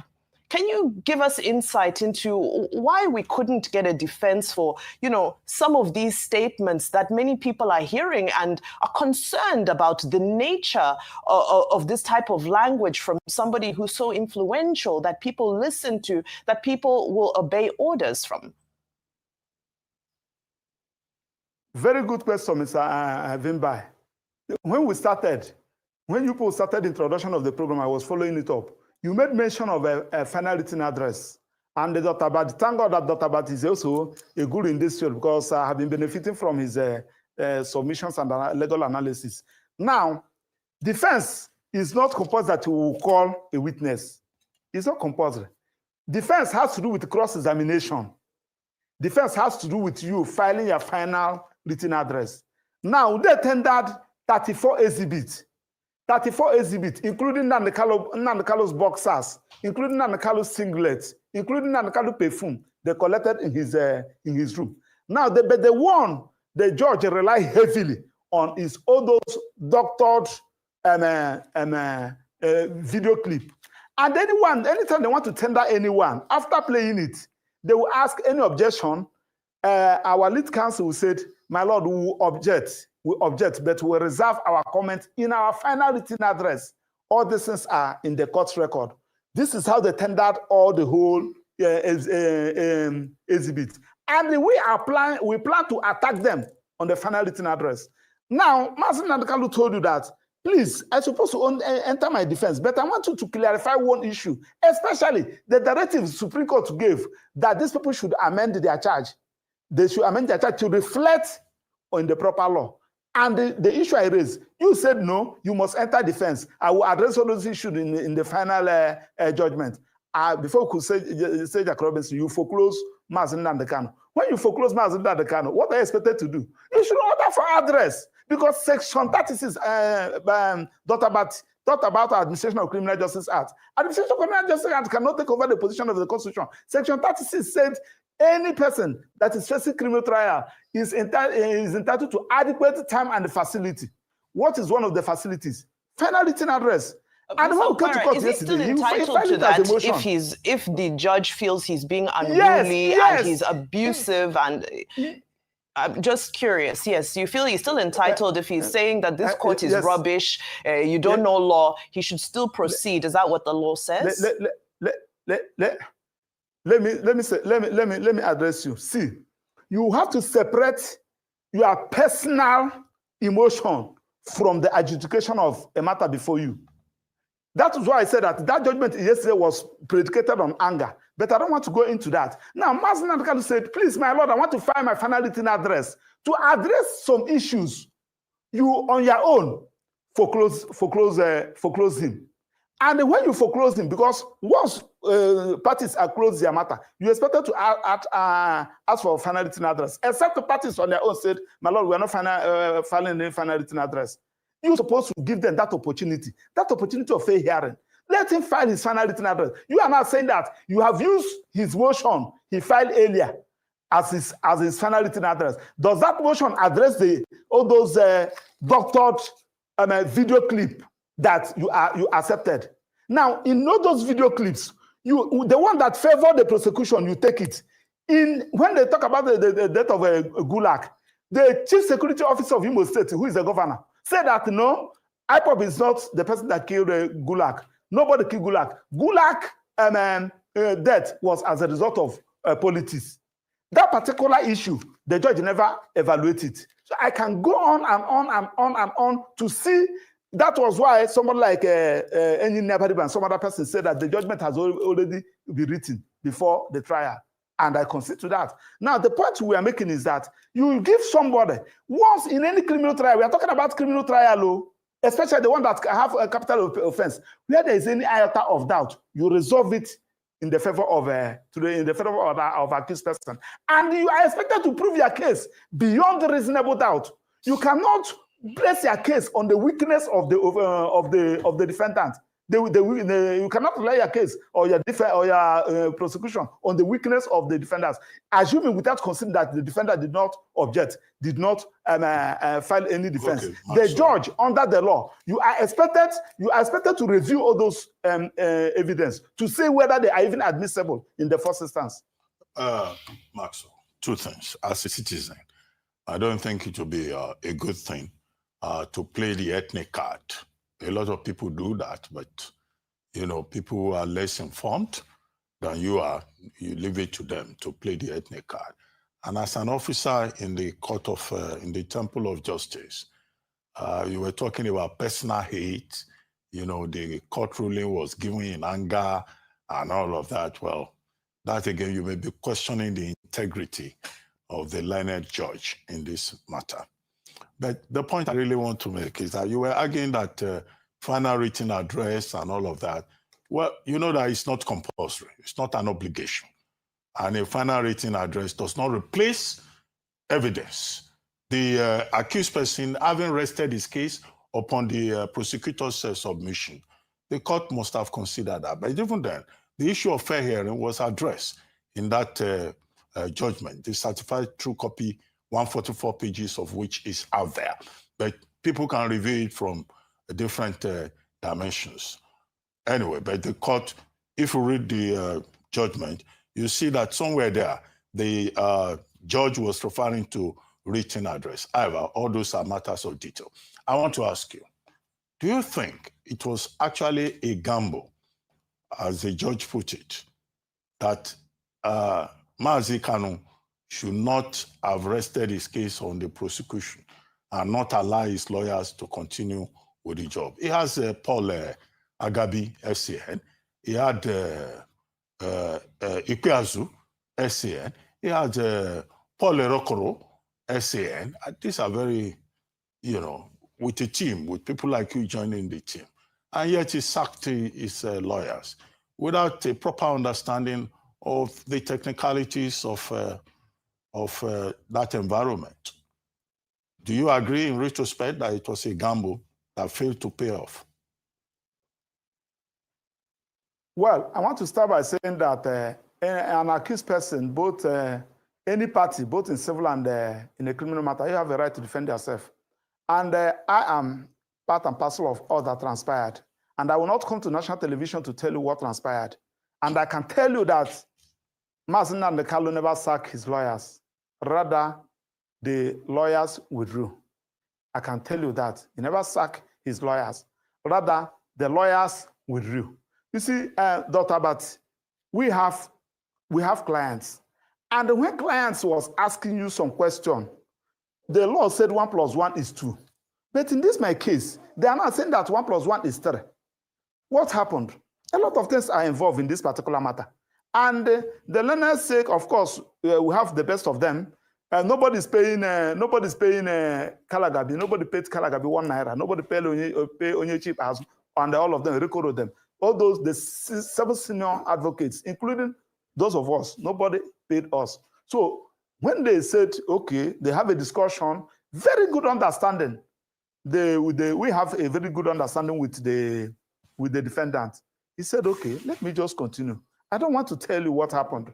Just like you said, as a worshiper in the temple of justice, there are some things that I'm not expected to come to say outside. But if you must not come to this, you are not a worshiper. You are an officer. You are an officer, not a worshiper. The point I'm making is that if Mazen Nandekala had the opportunity of coming here to tell you what transpired in this matter, you will shout. But that one is by the way. What we are talking about is that, in fact, when an accused person, the defendant, have no lawyer defending him, that is when the judge must apply extremely caution. You are talking about fair hearing. I use final written address as an instance. Somebody filed a motion, and you say you are asking, you saw him in court shouting on top of his voice, "My lord, who asked you? Who tell you what law you do? On what law basis are you saying that I should not find my final written address?" My lord should have allowed him to find that final written address. Maybe that final written address would have addressed all these issues, because final written address is a part of the defense. So shutting him out and foreclosing with final written address, and they rely on all those laws, all those exhibits, which he was telling you during the trial that, my lord, I will address all these exhibits and tell you the reason why you cannot admit it. Because under the law, if a judge admits inadmissible evidence in the judgment, you can expunge it. You can expunge all those exhibits. The judge would have just given Mazen Nandekala opportunity, especially when he was raising in the court. My lord, don't read this judgment. Allow me to find my final written address. What is the rush? Because justice rush, justice crash. Okay, what is the rush that you cannot say, okay, Maxwell, I'm giving you 2 weeks for you to file your final written address? Maxwell, I know you are trying very hard to vitiate the judgment, but the best arena for this will be the Court of Appeal. Not of course, really we are filing by Monday or Tuesday. Aha, that's it. Right, Thank you very much, Maxwell Opara, for joining us on the morning show. It's time now for a short break. When we return, Ojiokpe will be here with details on what's trending. Stay with us. We'll be right back.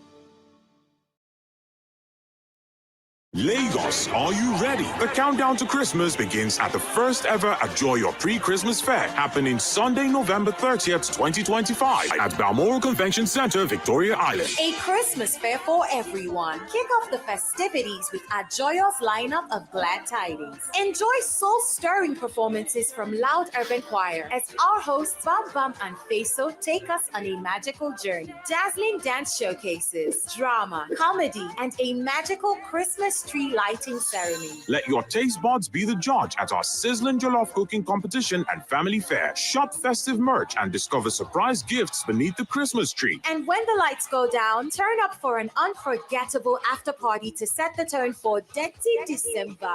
Enjoy your Christmas fair, Sunday, November 30th. Let the countdown begin. To register, visit www.ajoyo.org.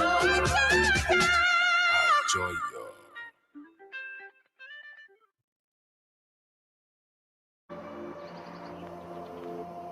For over 2 decades, we've poured our hearts and resources into life-changing initiatives across the nation. With education shaping new possibilities, healthcare bringing hope and healing. Good doesn't inspire from a distance. It comes from removing the everyday obstacles faced by real people. And economic empowerment driving growth. So when we help lift one, they have the power to lift others too. Our story isn't written in boardrooms. It's woven in the lives that we touch. As we take steady steps, let's turn them into giant strides together.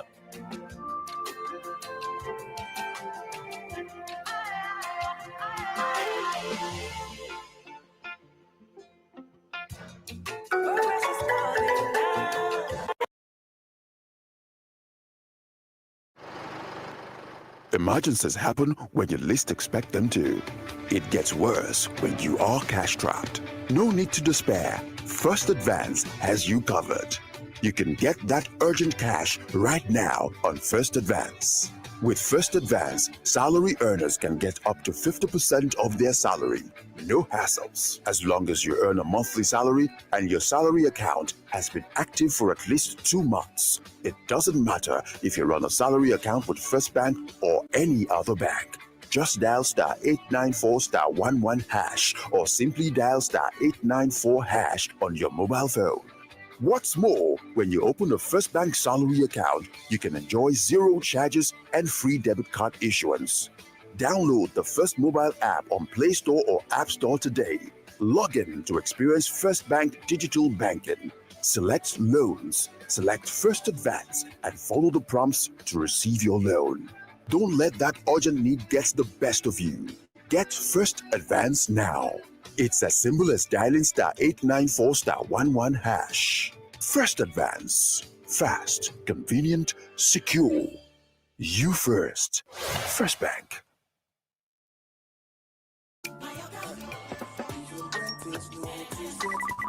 Hi, baby girl. Hello. I know. I've missed you. Why text when you can talk? With Glow Talk Master 6 for 6. You get all the time you need to catch up with friends and loved ones. Free with Glow Talk Master. Talk for 6 minutes and get 6 minutes free. Plus 50 MB data. Simply dial *606#. New Glow subscribers also enjoy an extra 2,000 Naira data and airtime welcome bonus. That's right. Every time you make up to 6 minutes of calls in a day, you get 6 free minutes plus 50 MB data. Simply dial *606# now to enjoy Glow Talk Master. That's right, 50 MB free data to connect and share as you please.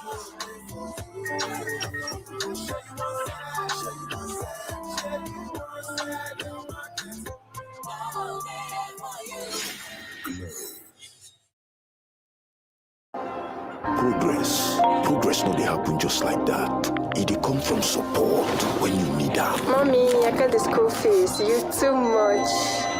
Na money point. Money point, thank you. Customer, na transfer, Abi. Confirm. Bro, na transfer. Na money point, Oga. Oh, na confirm. Progress na peace of mind when you know say payment go land at Shaw Banker.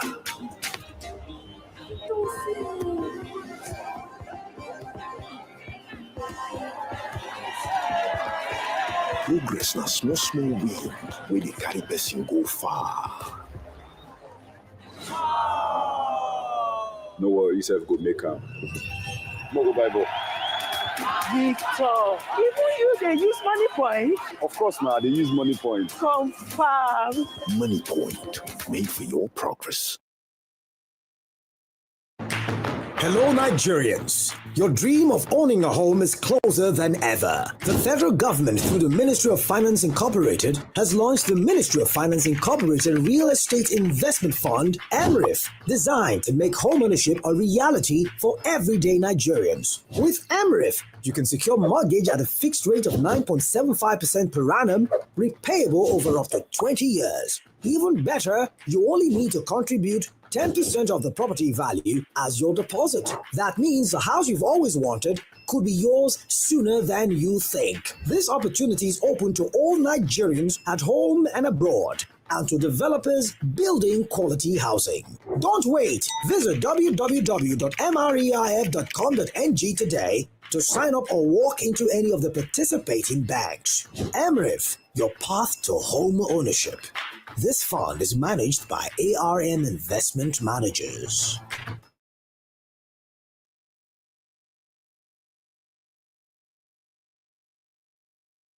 Meal Mealtime is game on. Meet my Sure Bet Game Changer, made from natural ingredients to deliver game-changing chicken aroma and taste for my whole team.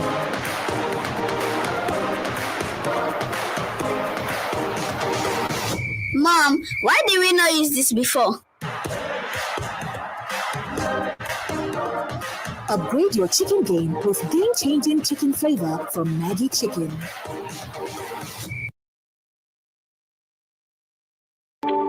In most parts of the world, girl child are not recognized in a family. I hope all this problem holding down a girl child did not hold me down.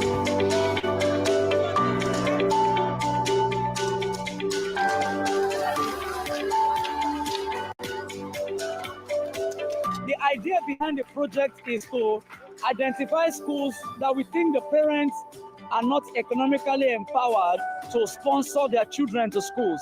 In demonstration of our commitment to reducing that number, we've come here today to provide some of the essentials that we believe would help the children in school. We worked with different schools in 5 states across the country, and we reached out to 15,000 children. I want to be a food scientist, and Polaris Bank is helping me realize this dream. I'm perfectly excited.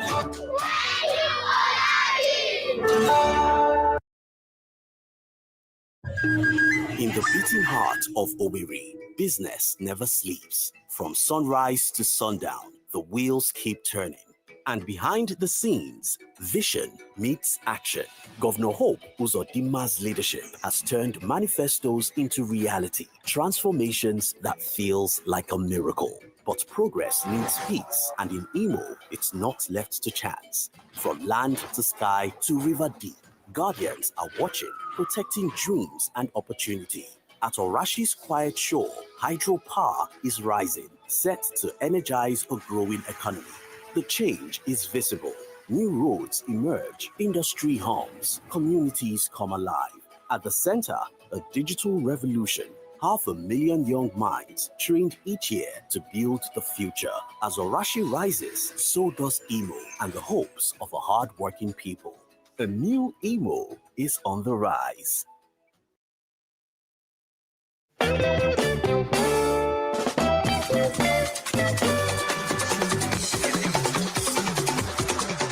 I'm filled with pride as we gather tonight to celebrate the 2025 Icon Gala honorees.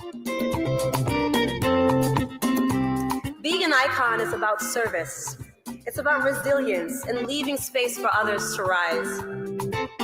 I accept this award not just for myself, but for every single African and diasporic creative daring to dream big. We are the libraries they tried to burn. Lifetime achievement.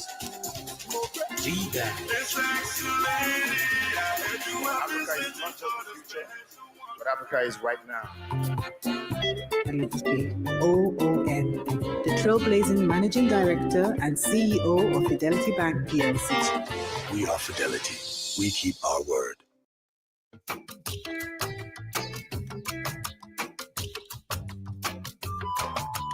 This is the story of MTN in Nigeria, led by Nigerians with over 45% female leadership. Guided by our strategy, we continue to partner with relevant platforms, leveraging our profile as the most trusted and valued brand in Africa. We are driving digital and financial inclusion, supporting our communities and national priorities.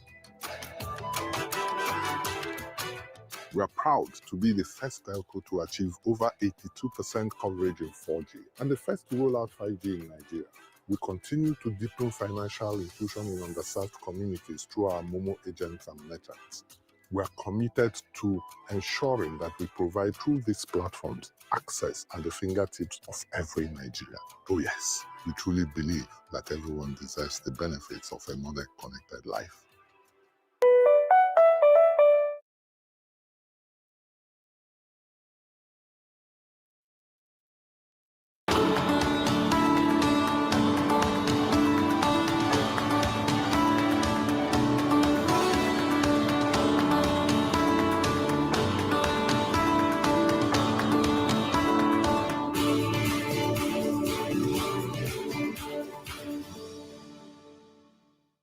Welcome back to the morning show here on Arise News. Joining us now with stories trending around the world is Oji Okwe. Oji? Good morning, TGIF, Dr. Abati. How are you looking dapper today? I love your red bow tie. How are you? I asked him, yeah, you did? He going afterwards? Oh, I already know. Can I tell them? But I don't think he's going to wear this red bow tie. Friday Owambe is for really dancing. How are you, Ayo? I'm good. Perfect. How are you? Powerful. Oh, well, thank you. Well, all right. Good morning, Bimbai. How are you this morning? Great. How are you? Fantastic. Very well. Good. Rufai is on holiday? Is on break? On Okay, perfect. Yes. Well, all right. Well, good morning to you, viewers. Let's begin what's trending by focusing on reactions trailing the life imprisonment sentence handed to the leader of the Indigenous Peoples of Biafra, Nnamdi Kanu, after he was convicted of terrorism by a federal high court in Abuja on Thursday. During the sentencing, Justice James Omotosho held that the prosecution successfully established every allegation brought forward, noting that Kanu offered no credible defense and deliberately refused to challenge the evidence presented. He described the IPOB leader as an international terrorist who pursued his agitation through brutal force and terrorism, causing the bloodshed of innocent citizens. The federal government's prosecutor had requested the death penalty, but the judge stated that he opted for life imprisonment to show mercy. The judge ordered that Kanu be placed in protective custody away from Kuje prison due to his unruly behavior during trial and banned him from using any electronic devices without supervision from the Office of the National Security Advisor. Is that why you brought the cameras? Is that why you brought them today? Please. You didn't bring it before, you brought it today? Please. Show me where it says you can try me on a repeat law. Show me. Please. Show me where it says you can try me on a repeat law. I said, show me. Show me. Excuse. Show me. Get the microphone from please. No, leave it. Leave it. Leave it. I said, leave it. It's a court of law. I'm under trial. I'm under trial. I have to speak. I'm very don't talk. I'm warning you, don't talk. I'm warning you, don't touch me. Don't touch me. Don't touch that. I said, don't touch me. Smart people. You don't know law. Show me the law. Show me the law. Show me the law. You don't know law. They are removing you. You're acting rubbish. God will punish you. Now and forever. Let it be on record. Every trouble in this court is rubbish. Ask him where is the law. Ask him what to show. Where is the law? Where is the law? Well, Nnamdi Kanu was given a 7-count terrorism charge and sentenced to life imprisonment for counts 1, 4, 5, and 6 of the 7-count charge, while he received 20 years and 5 years on counts 3 and 7, respectively, all to run concurrently. The court described Kanu as unsuitable to remain in the company of sane minds. Meanwhile, outside the court, the lead prosecutor, Awomolo, delivered remarks after Kanu's sentencing, lauding the judge's decision. Speaking to the media, the prosecutor stated that this single decision has brought an end to injustice and oppression faced by people in the eastern states of Nigeria, adding that only now will they be able to sleep with their 2 eyes closed. Let's take a look. The judiciary has salvaged Nigeria from the claws, from the oppression of the proscribed IPOB. The courts has also pronounced death sentence on Eastern Security Network, which was the military wing of IPOB. Today, God has brought an end to injustice, oppression, suffered by our brothers and sisters of the eastern states of Nigeria. They will not be able to sleep with their 2 eyes closed. Well, Aloy Ejimako, the legal counsel to Nnamdi Kanu, has vowed to challenge a life sentence handed down to Kanu. The lawyer, in a strongly worded statement outside the court, declared that the verdict and sentence will not stand, insisting that Nnamdi Kanu is not a terrorist. It will not stand. Nobody is going to trample on me. Nobody is going to trample on Nnamdi Kanu. Nnamdi Kanu is not a terrorist. He's a man that was pursuing change. To pursue a separate nation of yours is not a crime. So in Nigeria today, if somebody says, don't be silly, you get convicted. Nnamdi Kanu may broadcast, and so what? And you convict him for terrorism for mere words. In the Federal Republic of Nigeria, what kind of precedent is being laid? So from here, we are heading to the Court of Appeal. The Court of Appeal is the only court in this country, or the next court in this country, that sits as a... All right, Dr. Abati, reactions have trailed this ruling. I'd love your thoughts before I take the reaction. Okay, we started with this subject this morning. We also had a session with Maxwell Okpara, one of Nnamdi Kanu's lawyers. The first thing is one, there's a lot of emotions involved in this. All kinds of street commentators, getting very emotional. There's a lot of melodrama involved in the matter. But the reality is what the court has done. Yeah. The judgment is about 144 pages. Whoever is contesting that, the place to go is the Court of Appeal. The matter is not yet over. Okay. So Nnamdi Kanu, no matter what has happened so far, can go to court of appeal. And when it gets to the Court of Appeal, my only fear is that the prosecutor may also cross appeal. Because even with the judgment given by Justice James Omotosho, Chief Awomolo SCA was still insisting that the punishment for death penalty, for the punishment for terrorism, treason, and all of that, within the purview of the terrorism law of 2013, as amended, is death sentence. So, so the drama has just begun. But I like the point that Maxwell Okpara made that, look, people should just give peace a chance. Let the process in the court be exhausted. But as I've seen, so many people have suddenly become legal experts, commenting what they don't know about. However, when the matter goes all the way to the Supreme Court, whatever happens, there's still a window. And that window is for the president. President Tinubu recently granted pardon, granted clemency, and all of that. I think whatever happens at the end of the day, that window is still open to the president of Nigeria in the national interest for peace. To then say, okay, this is the outcome, but the Nigerian government would grant this pardon.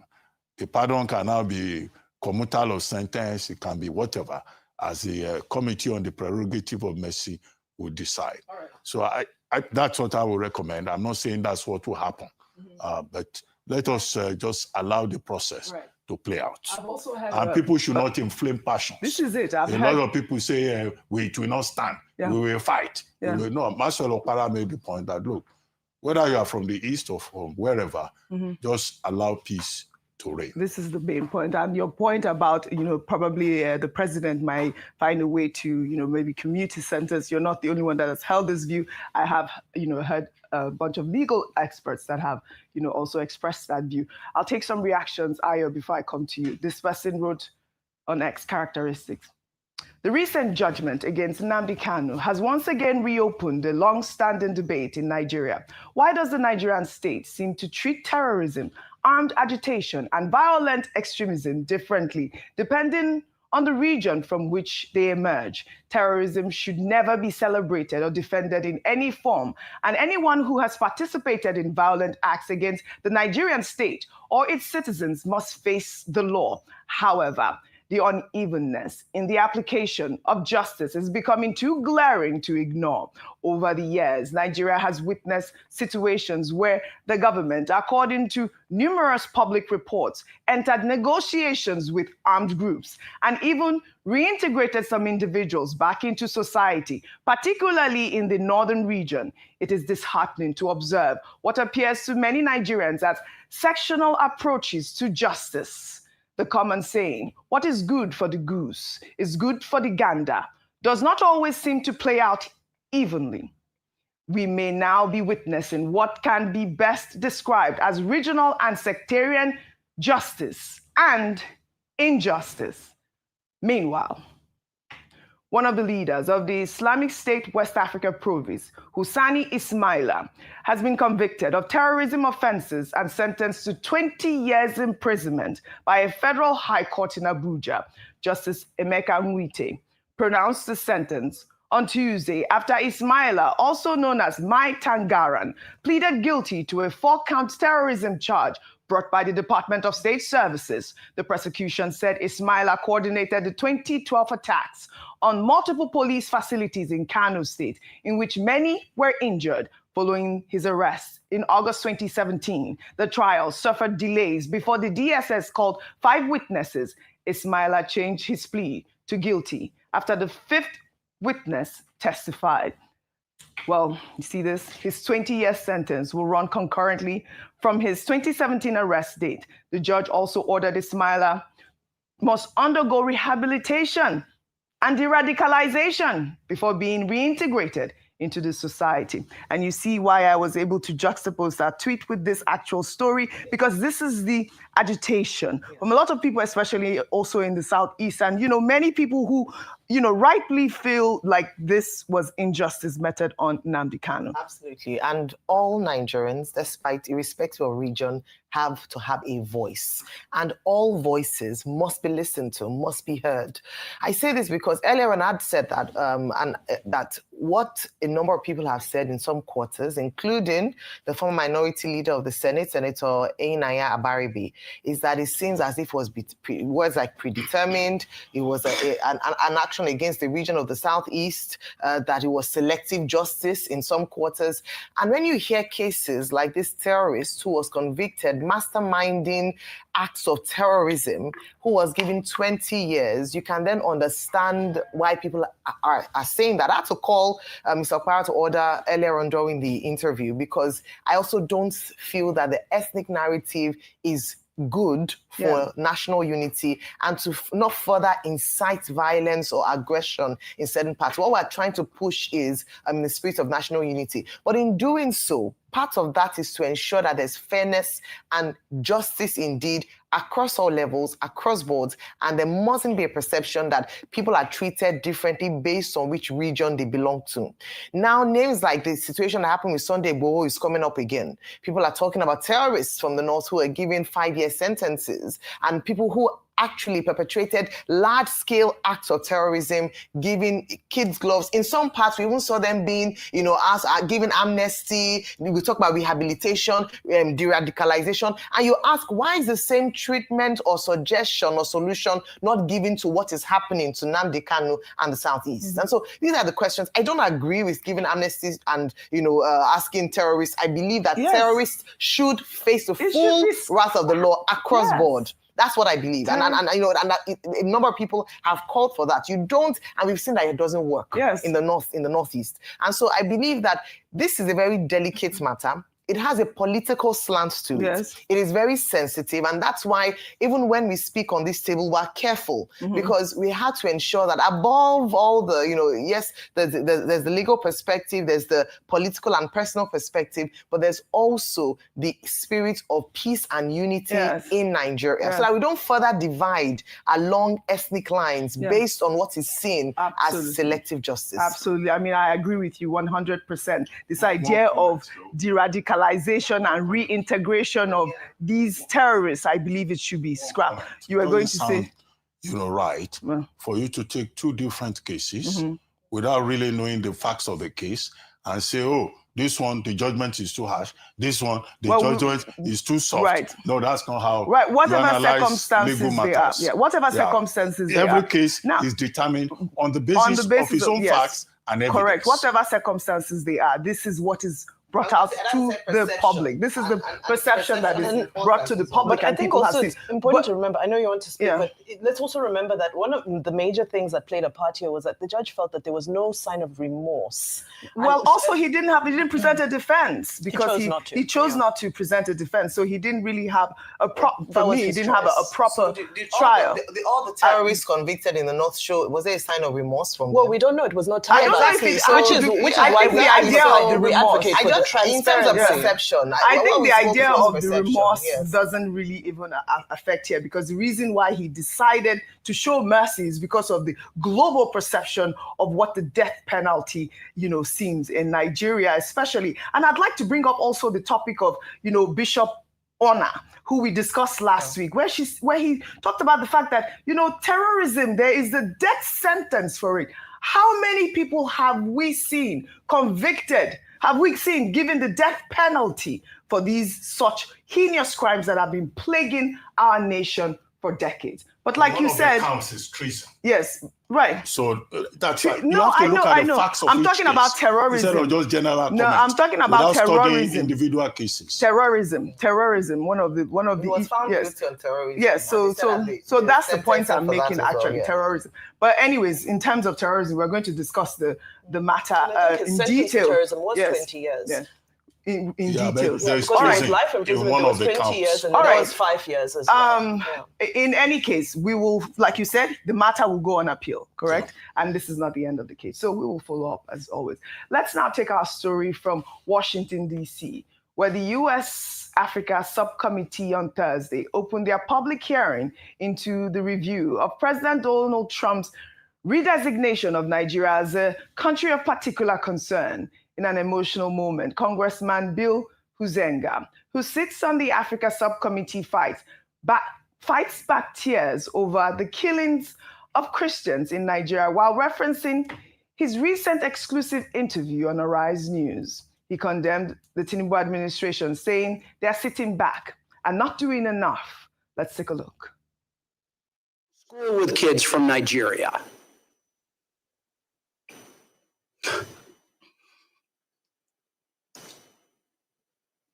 We've got neighbors who've been missionaries there, who have family there, who have friends there, who know this is going on. Yet we've got not just the mass media, we got people within Congress denying that this is happening, or certainly de-emphasizing it. It ought to be outrageous that it is Christians, moderate Muslims, anyone being terrorized by these radicalized Islamists in Nigeria, and we've got the Tinubu government sitting back and not doing enough. And I recently just was interviewed by Nigerian television, Arise TV, and that was really their question. Is the Tinubu government doing enough? And I had to answer, no, they are not. And I do not understand how a delegation can come here to the United States and downplay and come up with all of these other excuses as to why this is allowed to happen. It should be rejected and should be called out for what it is.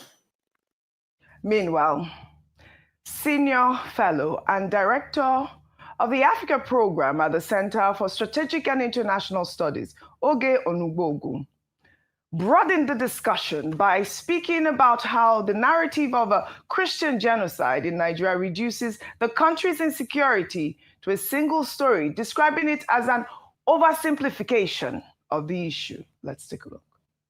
A narrow narrative that reduces Nigeria's security situation to a single story and frames it solely as the persecution of Christians oversimplifies the issue.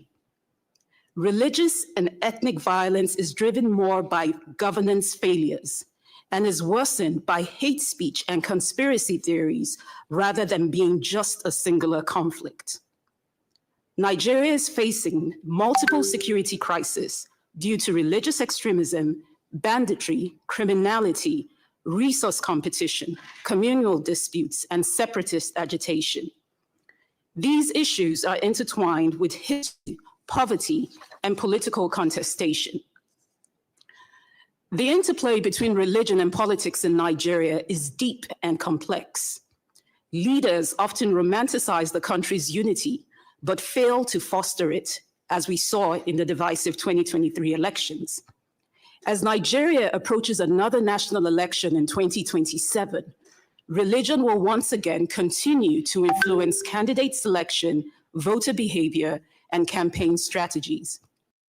All right, I thought that she was, in fact, the hero of the meeting yesterday, because she actually really narrowed down in detail what we are facing in Nigeria, the sort of terrorism, insecurity that we are facing in Nigeria. And she also raised this very, very important point about how this religion will play into politics coming into 2027. That is why it is so important that we address this issue head on, way into the electioneering time. And also, you know, I watched the whole proceeding. I was sleeping in and out. But what got me was this young woman who came out to talk about the fact that 4 of her children, Mrs. Ape, during the Yelwata attack, these are serious, severe issues that need to be tackled and dealt with.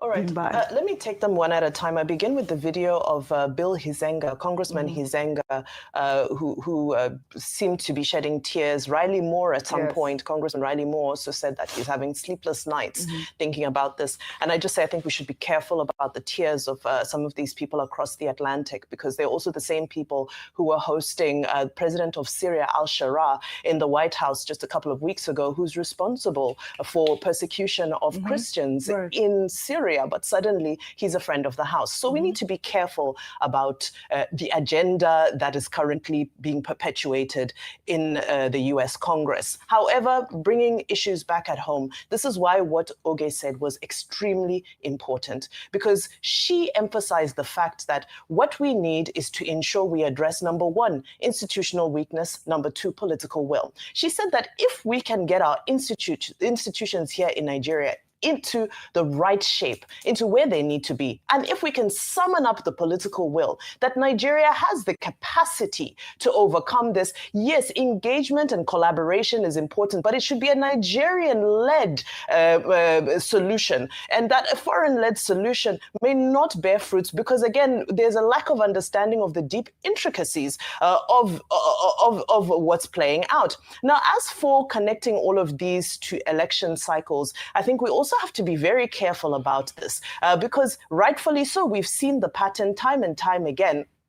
It continues to play out as we're going, especially towards a heated election, a hotly contested election. Everything gets thrown into it, whether it's ethnicity, whether it's religion. Unfortunately, everything becomes permissible. Now, there's a concept that originated in Russia, which is called a color revolution, which I always highlight. Now, color revolution is when we manipulate real issues and challenges within a nation, and then we use them to catapult ourselves into some sort of political movement and ultimately regime change. I'm not saying that's what's at play here, but I'm saying that there are people who take advantage of our weaknesses, of our challenges, of our issues that we have within our own nation and use them for political game to try and achieve regime change. So what is the solution to all of this? The solution is that insecurity should be nipped in the bud, whether it be the girls who have been taken in Niger State, whether it be Niger State is children and teachers. In Kebbi State, it's the girls. Whether it be even those that are underreported, that are not making the headlines, that are living in fear. I'm surrounded, my domestic staff are all from the Middle Belt. I hear the phone calls they receive from home on a daily basis. It's not easy for them. They're constant worry for their relatives. So wherever in Nigeria it is time for leadership to step up. We're seeing, ministers are being ordered to go to the theater. We've seen the vice president is in the theater as well. But the unfortunate thing is, these are all people who have experience with this kind of thing. Should it be repeating itself when we have people who have experienced this at the helm of power? Shouldn't there have been prevention based on their own experience with these types of challenges? So we have to get our house in order. You're absolutely right. You're absolutely right. Like you mentioned in Niger State, we have an unconfirmed number of students and staff who have reportedly been abducted at St. Mary's School, a Catholic school in Agwara, local government area of Niger State. Terrorists were said to have arrived at the school between 2 and 3 a.m. last night, and the school is currently determining the actual number of abducted students as authorities continue their assessment. Well, this tragic news comes as terrorists who were caught on live stream abducting 38 churchgoers at Christ Catholic Church in Kwara State are demanding 100 million naira per victim. According to our sister publication, the terrorists are already contacting the families directly. Dr. Bati, can you see what is happening now? We've also just gotten a statement from the Niger State government confirming the kidnapping at the St. Mary school.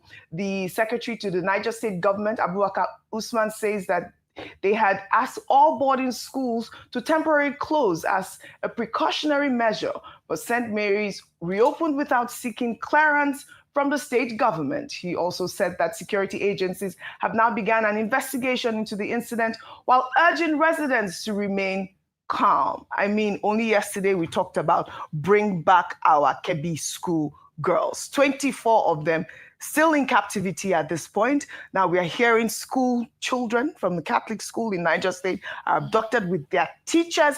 And then we're hearing that these terrorists that perpetrated the crime in Kwara State are asking for 100 million naira ransom. Did you see those guys in the church? I mean, what? Even if you get 100 million, what are you going to do with it to even start with? I mean, these people are terrorists, Dr. Abati. Well, I think it's most unfortunate that at a time when there is this concern, international concern, that Nigeria is suffering from, very serious problem of insecurity. And we've seen various dimensions of it at the congressional hearing yesterday in the United States. You had John James, congressman from Michigan, in fact, referring to the Nnamdi Kanu case. But there were others who disagreed with the mischaracterization that was involving some of the positions. There was one congressman who was saying that there are jihadists, in fact, in the Tinubu administration. It had to take Jonathan Pratt from the Council of African Affairs to say, no, he doesn't think that there are jihadists inside the government. Then, okay, the man modified his statement and said, okay, the government is not doing enough and all of that. So you get all kinds of perspectives. And then you had Sarah Jacobs saying President Trump has no business interfering in Nigeria. On what basis does he want to interfere with the sovereignty here? But all these problems we have with school abduction, attack on churches, they reinforce some part of the narratives out there. Bishop Anagbe of Catholic Bishop of Makurdi, the Diocese of Makurdi, I don't know whether it is Catholic or not, but it's from the Diocese of Makurdi, gave a very graphic report in this regard. So the residual point is that the Nigerian government still needs to do a lot more to make our schools safe. Yes. They are closing down schools in Kwara. So those children, they will lose the opportunity to go to school. In Niger State, the secretary to the government, or whoever signed that statement, said, we had warned them not to reopen. It was St. Mary that went and reopened the school based on intelligence. So is the gentleman, is he blaming the school and blaming the children? In other words, he's saying that they made themselves available to be abducted. Should any child be abducted at all from any school? So that the reasoning in that press statement wasn't very clear to me. No. Because when you say in Kebbi, we were told that government had intelligence, and yet it happened. In Niger State, we were told that we also got prior intelligence. It didn't happen. It speaks to something about the ineffectuality of the security system in the country. And I think whether they are girls or children or teachers or ordinary Nigerians, we all must feel safe in this environment. Right. Now, the military is overstretched. You have soldiers, they are the ones in the northeast, they are the ones in the northwest, they are the ones in the middle belt. What we're also saying is that we don't have enough boots on the ground. We don't have enough personnel to secure this environment. This is the point. So, how many soldiers do we have in Nigeria? Roughly 300,000. I was even hearing 177,000 from Adam Soshomale we heard the other day. So if it is 177,000, how will 177,000 people it wasn't a lot. Do police work? Yeah. And meanwhile, the police, what are they doing? Security is supposed to be, the primary thing for policemen. Yeah. Nobody is talking about the role of the police in this. And then these people, they call it civil defense. They are also part of the security apparatus. Yes, right. Maybe, they should be given more training and they can help to protect as many schools as possible. This is the main point. So, because, expecting that the military will do it all the time, And then we at every occasion, we praise them. We say, they are doing well for the country. Right. But we need more men out there to govern ungoverned spaces. I really love that point that you made. And I think that's the crux of the issue, really. I believe that only recently the military said that they're going to deploy, what was it, 10,000 or 100,000 more recruits, 24,000 to be trained more next year. Yes, that's what we should encourage. No, not just recruitment. Maybe some soldiers who have retired, some policemen who have retired, who still have some energy. They should be recalled to service. This idea that if you have done 35 years, you can go. Some of them are still very strong. Let them go back to work. All right. And help Nigeria. Fantastic. We need more boots on ground. Please bring back our girls. I'm calling on the security forces at this moment. We want our girls back home, and we want those young children in Niger State returned immediately. Now under milestones, we mourn the passing of Olusegun Awolowo, grandson of Nigeria's legendary statesman, Obafemi Awolowo, who died on Thursday at the age of 62.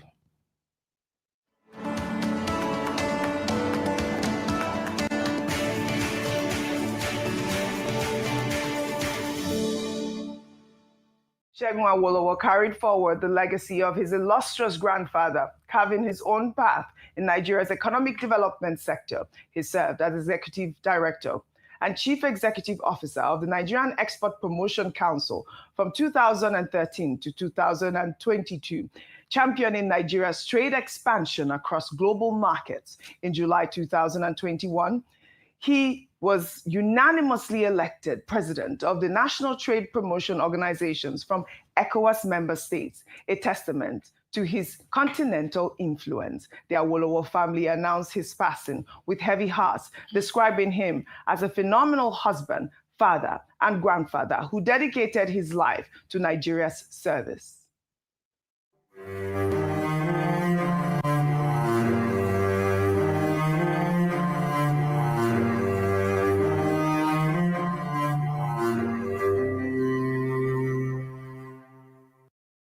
Segun Awolowo honored his grandfather's memory by serving Nigeria with the same dedication and integrity. Our hearts go out to the Awolowo family at this very trying time. May his soul rest in perfect peace. 62, very young, really, really young. I heard your eulogy on his passing. Thank you very much indeed for that. More on the milestones. We celebrate the National Security Advisor, Malam Nuhu Ribadu, who marks his 65th birthday today, November 21st.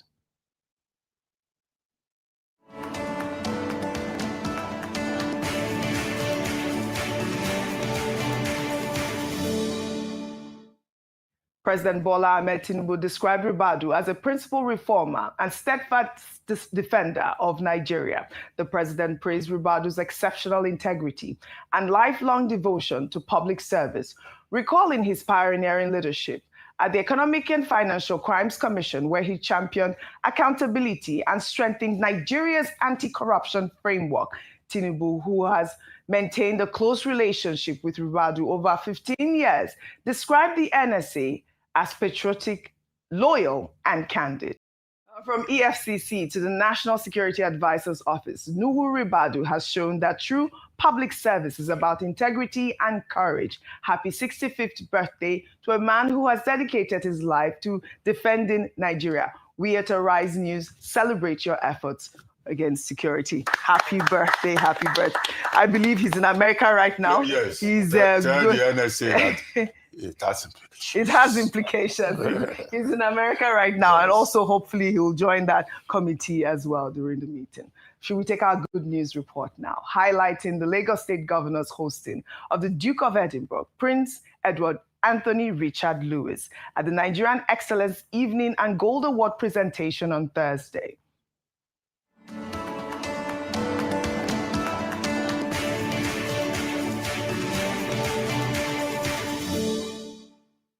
Award represents a transformative journey that nurtures confidence, builds resilience, and instills in each participant a profound sense of responsibility to their community and to the world. The Duke of Edinburgh's award is a globally recognized youth achievement program that challenges young people to develop skills, serve their communities, and push their personal boundaries. The Lagos State Governor, Babajide Sanwo-Olu, in a post on X, expressed pride in every young Lagosian who has embraced this challenge and committed themselves to excellence, describing their dedication as a powerful testament to what determination, creativity, and a willingness to learn can achieve.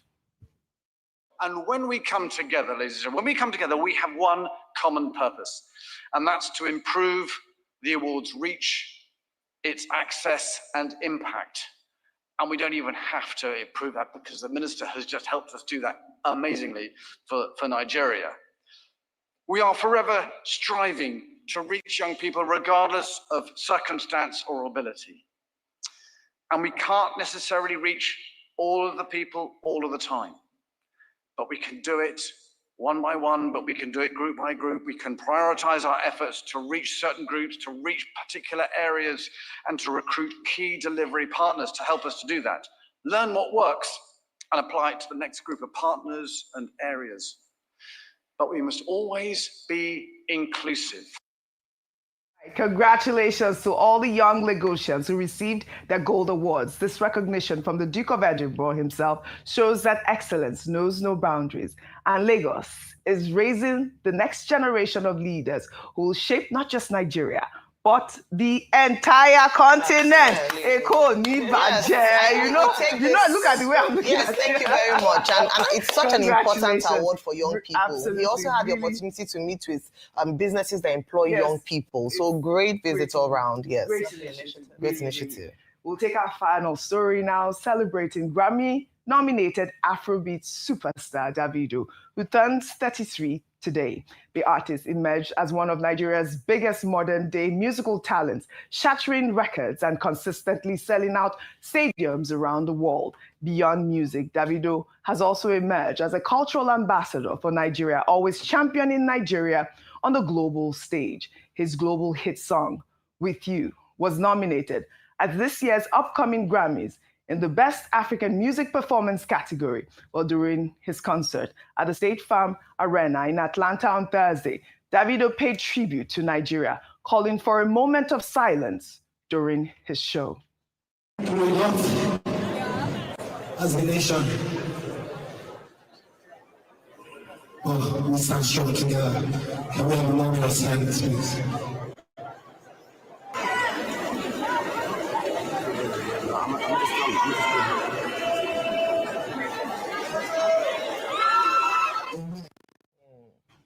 Always leading.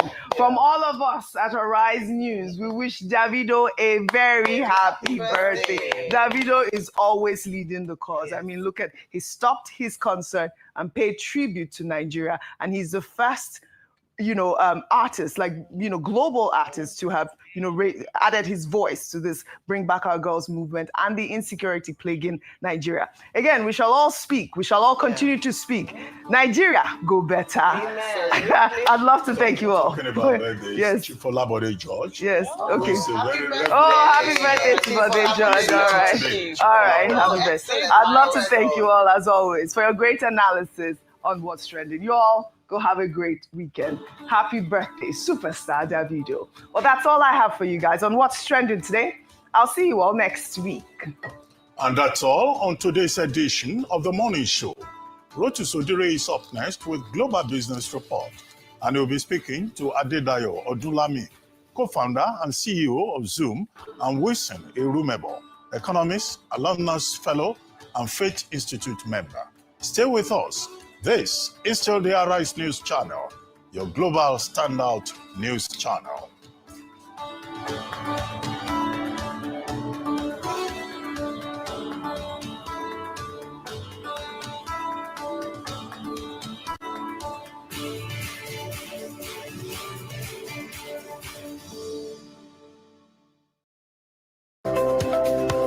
Special invitation. Dick Increase EOIA Foundation cordially invite the public to the unveiling and public presentation of the illuminating new book, The Hidden Treasures, an exposition on the hidden resources and opportunities of the Niger Delta, authored by Dick Increase EOIA, Chairman, Wellman Group of Companies, and founder, Dick Increase EOIA Foundation, under the distinguished chairmanship of Major General E.K. Omar Sanda Nwachukwu, MNI CFR, former Minister of Foreign Affairs, special guest of honor, His Excellency Dr. Goodluck Ebele Jonathan, GCON, GCFR, President, Federal Republic of Nigeria, 2010 to 2015. Keynote speaker, Professor Mike Agbedo Abu Ozekome, SAN, CON, OFR, constitutional lawyer, human rights advocate. Date, Friday, 21st November, 2025. Venue, Ladi Kwali Hall, Abuja Continental Hotel, Abuja. Time, 10 a.m. prompt. For inquiries, please contact 070-3504-6101, 080-6688-1166.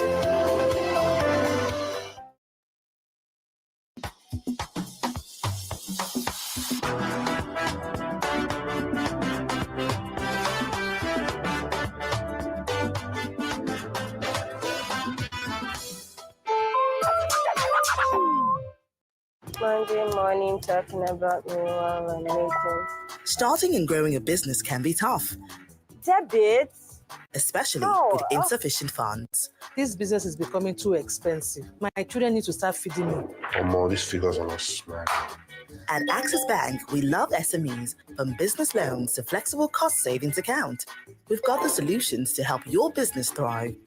With our Diamond Business Advantage account, you can easily access financial support, business tools for growth, business loans, and opportunities to meet and interact with other business owners.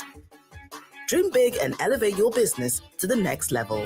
To learn more, visit www.accessbankplc.com/business/SME-banking or walk into any of our branches to get started.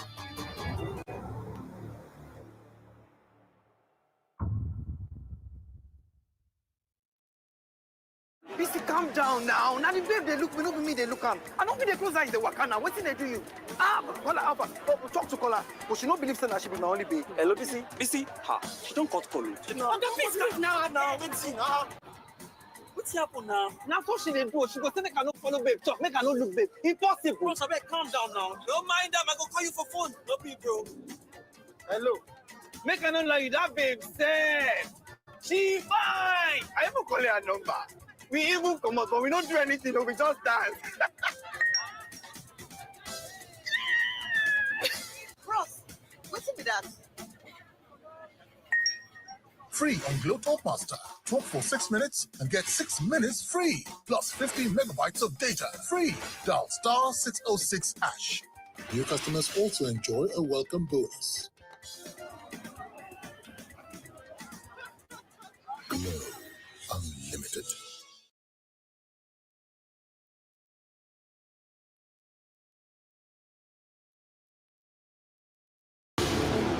Coming soon to over 500 million smartphone users and 1.5 billion voices. Leke, the social platform for the world, out of Africa. By the founders of Arise and This Day Media Group, we're going to be launching with a big bang.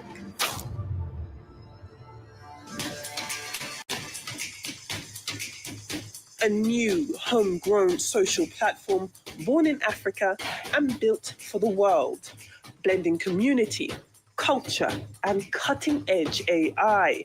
It's fast, culturally rooted, data-friendly, and designed to scale globally. A digital platform for youth, creators, and business. A one-stop shop to connect, share, create, and earn. It's time to end social media imperialism. This is Leke, a voice for all.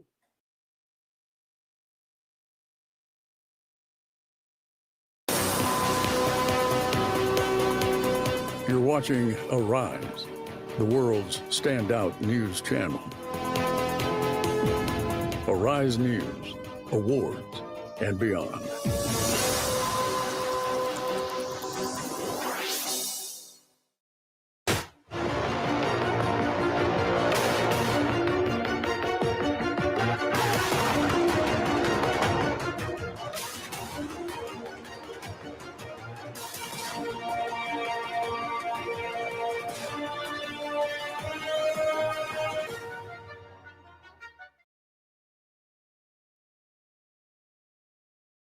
Hello, welcome to Arise News. You're watching the Global Business Report. Urdu Sadiri here. We're in Lagos, Nigeria's commercial capital. Let's take a look at the headlines across a very bearish day. Well, last 24 hours. But Japan planning $135 billion stimulus for the people. Prime Minister Takashi has to walk a fine line. We'll explain what that fine line is. Bitcoin.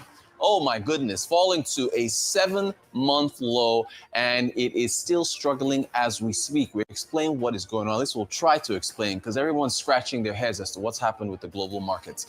The U.S. created just 119,000 jobs in September, and we're in November. We should be talking about October, but no jobs report for October. That's also feeding into the fears. And foreign investors on the NGX in Nigeria. High level of transactions showing renewed interest, but the NGX is also sliding as well. Global Business Report, do stay tuned.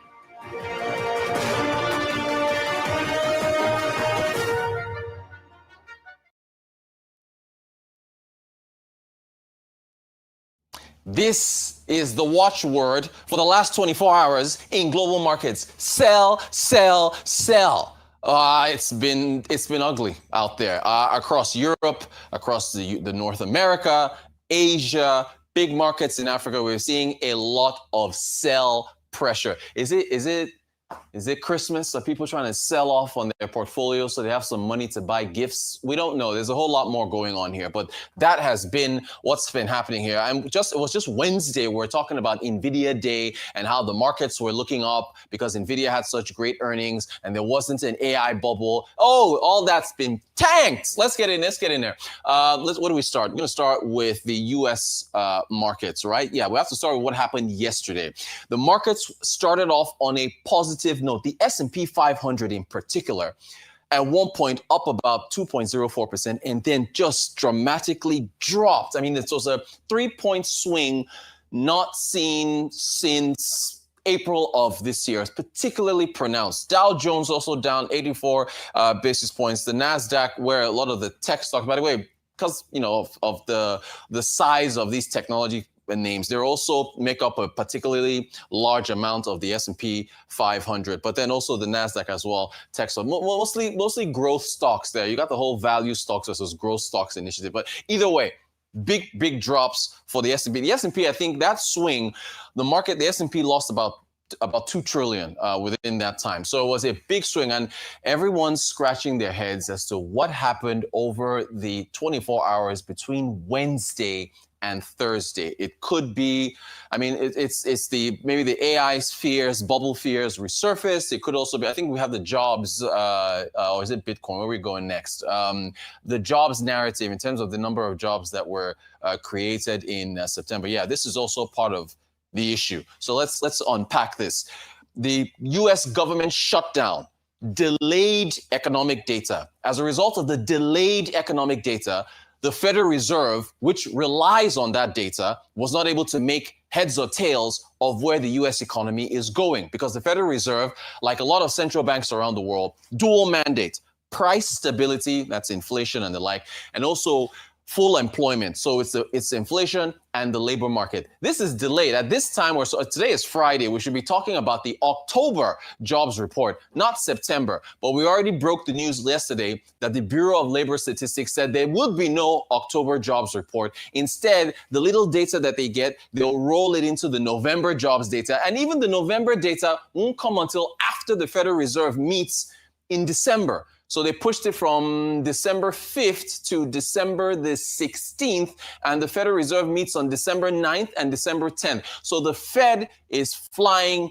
blind. And as a result of that, so let's get back to this now. September jobs were released, okay, pretty good. Well, there was a time when 119,000 jobs would have been considered low, but the labor market is so unsettled in the United States that this is considered good. However, this is looking backwards, right? Lagging indicator. 119,000 jobs created. The estimate was for 50,000 jobs. This is where, as far as the market sell-off that we've seen in the United States, there's some folks that are pointing at this number. 4.4%. This is the third consecutive rise in unemployment in the United States. If you're in an emerging market and you're seeing 4.4%, you're saying, well, that's not too bad. We have, South Africa has 30% unemployment, but leave that alone. For this developed market, U.S. Federal Reserve Chair Jerome Powell, he either said it at the last meeting or at Jackson Hole in Wyoming. He said 4.5% is a pain point. So the Fed starts to get worried about unemployment at 4.5. So we're creeping towards that. So the markets are saying this is possibly one of the issues. Average hourly earnings on a month-on-month, year-on-year basis coming in line with estimates, but it's the 4.4. But it's also the delay in the data. The Fed is data-driven, as is the Central Bank of Nigeria, as is the Bank of Japan, the Bank of England. Without this data, so now the odds of a rate cut in December have tanked, and we should have added the Russell 2000, which is a small cap stock. But even growth stocks for your tech names, they're impacted by interest rates. So if there's not going to be a cut, then of course you're going to keep interest rates kind of where they are. So that's also feeding into the narrative as well. So that's on the labor market side. Now, we had tracked Bitcoin twice this morning at 85. It fell further. This was 1.8% drop. Fell further to about 83. And I think it's hanging around the 80 levels now. Bitcoin, 7-month low. I mean, it was just earlier this week. It was literally 3 days ago. Bitcoin was at 94,000. And we're talking about $600 billion being wiped off the market cap. It was at a high of 125,000 October the 6th. And then, I mean, look at this. This is just 5 days. This is not over the last 6 months, because if we did that, the screen wouldn't be long enough. We'd have to compress everything. But pretty much just to show you how dramatic, just to show you how dramatic things were. You had, let's look at this. You can follow this, right? You can see the volatility behind me, and then boom, down right there. Now we're about 84 or 85,000 levels for Bitcoin. And actually, hold on a second. This is 12. Yeah. So it's been, the volatility has been particularly pronounced. And the issue here is Bitcoin a currency or is it a security? How is it that it's tracking equity? So anyway, that's the truth. So that's more pressure on that side. All right, so that's on Bitcoin. Asia markets, look at this. This is, again, blood red across the market. So, I don't even need to get into this. Shanghai Composite Index in mainland China, 2.3. Hang Seng, 1.8. The Nikkei 225, where a lot is going on in Japan, 2.4. Look at the Kospi, 3.7% drop. By far the biggest drop on the market. And it was also in 3% level yesterday. Your Nifty 50 in India and Australia, not as pronounced as the rest, but technology names or the particular pain points. SoftBank dropped about 10% in one day. That's how pronounced. This is the same SoftBank that jumped 8% after the NVIDIA thing. So it's just seesawing for technology stocks with the markets there. All right, meanwhile, I said Brazil. Japan is planning a massive $135 billion stimulus to juice up the markets, according to NHK, which is a media outlet there. Prime Minister Takashi is trying to help the common man and woman by trying to pump as much money as possible. Of course, what happens when you pump a lot of money into your economy? Money supply goes up, and then you've got inflation issues. Inflation just came out in Japan this morning, 3% for October from 2.9 in September. Pressure continues to mount on the Bank of Japan to raise rates. But guess what? She doesn't like rates getting hiked because she feels that raises borrowing costs for individuals. So she's walking a very fine line, because while she wants to spend $135 billion to help the Japanese economy, investors are worried. Japan has the highest debt to GDP on planet Earth, excess of, I think it's 125%, could be 200, but much of that is denominated in yen. So we'll have to see how this works out. Meanwhile, the Japanese yen has been weakening. Because guess what? Because Prime Minister Takashi doesn't want to raise rates, that means that the currency gets weaker, right? Because when you raise rates, you make securities more attractive, you attract investment, and that increases demand for your currency, right? Theoretically. So you've had a lot of currency speculators in Japan betting against the currency, saying it's going to get weaker because of the new prime minister. Meanwhile, lots of girl power in Japan recently with our first finance minister, Satsuki Katayama, appointed by Takashi. She gave a press conference early this morning, said, "We are alarmed by the recent one-sided sharp moves in the currency market. It is important for currency rates to move stably, reflecting fundamentals. We will take appropriate action as needed against excess volatility and disorderly measures." She's warning speculators, if you bought the yen at 157 and you think it's going to get to 160. They're saying we're going to intervene and take it down to, I don't know, 155. Whatever level below, you would lose money on that trade. So she's warning speculators we could see an intervention in the markets. Meanwhile, at the US-Saudi investment summit, it's Friday, we got to do our eye on tech. Elon Musk said a number of things. Let's take a listen to him. He said that Tesla is going to make the first useful humanoid robot. It's actually going to do a bunch of things. And then he said that humanoid robots are going to end poverty and create wealth. So let's listen to Elon Musk at the recently concluded US-Saudi investment summit in Washington, D.C.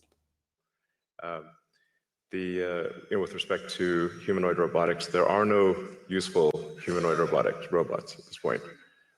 There are sort of gimmicks, but there are no actually useful humanoid robots. And I think Tesla's going to make the first actually useful humanoid robots. And this will be quite a revolution, and I think something that everyone will want. Because I was thinking, like, who wouldn't want their own personal C-3PO R2-D2? Oh yeah. Of course, everyone would want one, right? And then there would be many in industry providing products and services. This is why I say that humanoid robots will be the biggest industry, or the biggest product ever.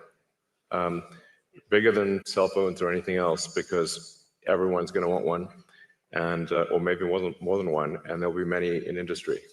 I just want R2-D2 in C-3PO's body. Yeah. There you go. Well, I mean, a humanoid robot would be better than R2-D2 and C-3PO combined times 10. Yeah. So people often talk about sort of eliminating poverty and that kind of thing, but really how long have they been talking about that? There's lots of talk. There's lots of NGOs sort of trying to do these things, but really not succeeding. And the evidence speaks for itself. But AI and humanoid robots will actually eliminate poverty. And Tesla won't be the only one that makes them. I think Tesla will pioneer this, but there will be many other companies that make humanoid robots. But there is only basically one way to make everyone wealthy, and that is AI and robotics. All right, by the way, R2-D2, I'm not showing my age, but that's a reference to Star Wars. R2-D2 was that Star Wars humanoid robot. Anyway, someone on Twitter then used Grok and said, Grok, create a video montage of use cases for humanoid robots and what that would look like. So everything you just heard Elon Musk saying just now, someone went, this is where we're going now, went and asked the AI chatbot Grok. So Grok put this video together. This is what it's supposed to look like. These are not actual humanoid robots. What you're about to see is what they would look like, an imagination, basically, not the real thing. So go ahead.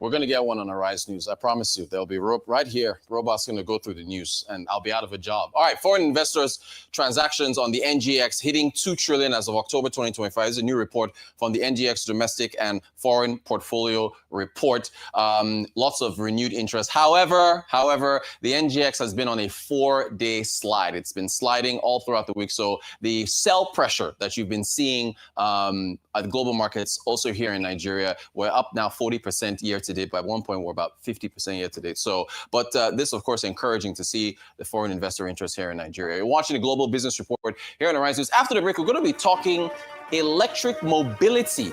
Yes, in Nigeria, Adedayo Odunlami is the co-founder and CEO of Zoom E. He joins us after the break. You don't want to miss that. Stay tuned.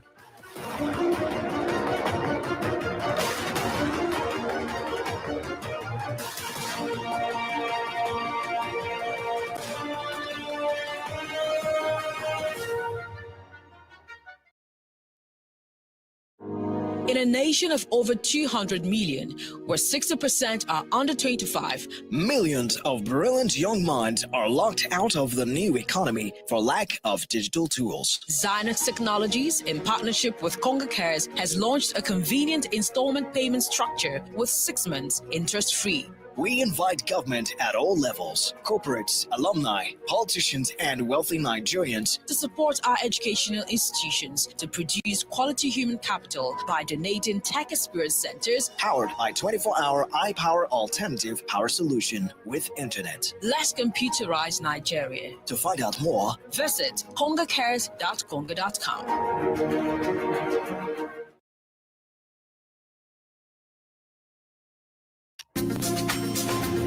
We want to officially welcome you all to the first day of the conference programming at African FNITCC 2025, presented by Fidelity Bank Nigeria.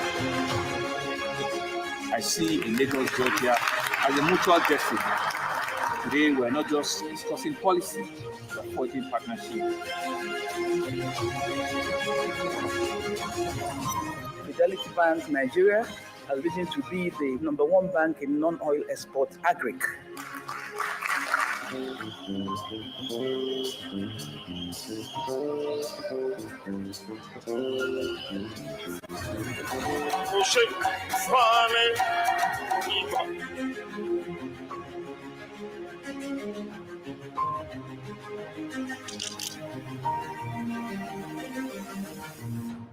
We are Fidelity. We keep our word.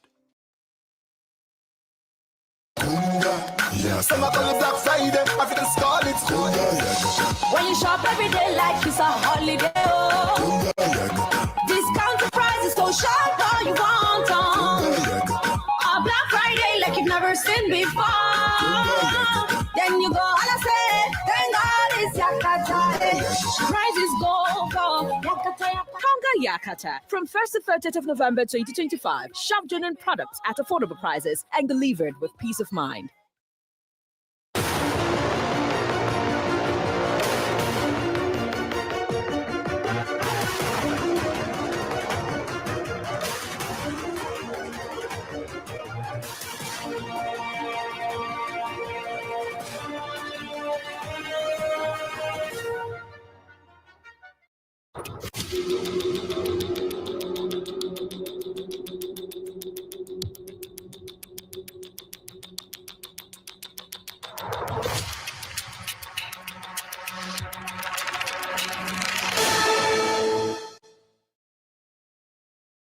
Welcome back to the Global Business Report here on Arise News. It is our Eye on Tech. Now, this happened about a week ago, just to remind folks that the Nigerian Senate has passed the second reading of a bill aimed to facilitate the country's transition to electric vehicles and promoting green mobility. The bill was sponsored by Senator Orji Uzor Kalu, which sought to establish a legal framework for electric vehicle adoption, local manufacturing, environmental sustainability, and ultimately economic growth. Presenting the lead debate, Kalu said the legislation would guide Nigeria's gradual shift from petrol and diesel-powered vehicles to cleaner, environmentally friendly alternatives. And part of what the bill calls for is for a foreign country that's selling an electric vehicle to partner with a local one, and also to make sure, I think about 30% of the components are sourced locally.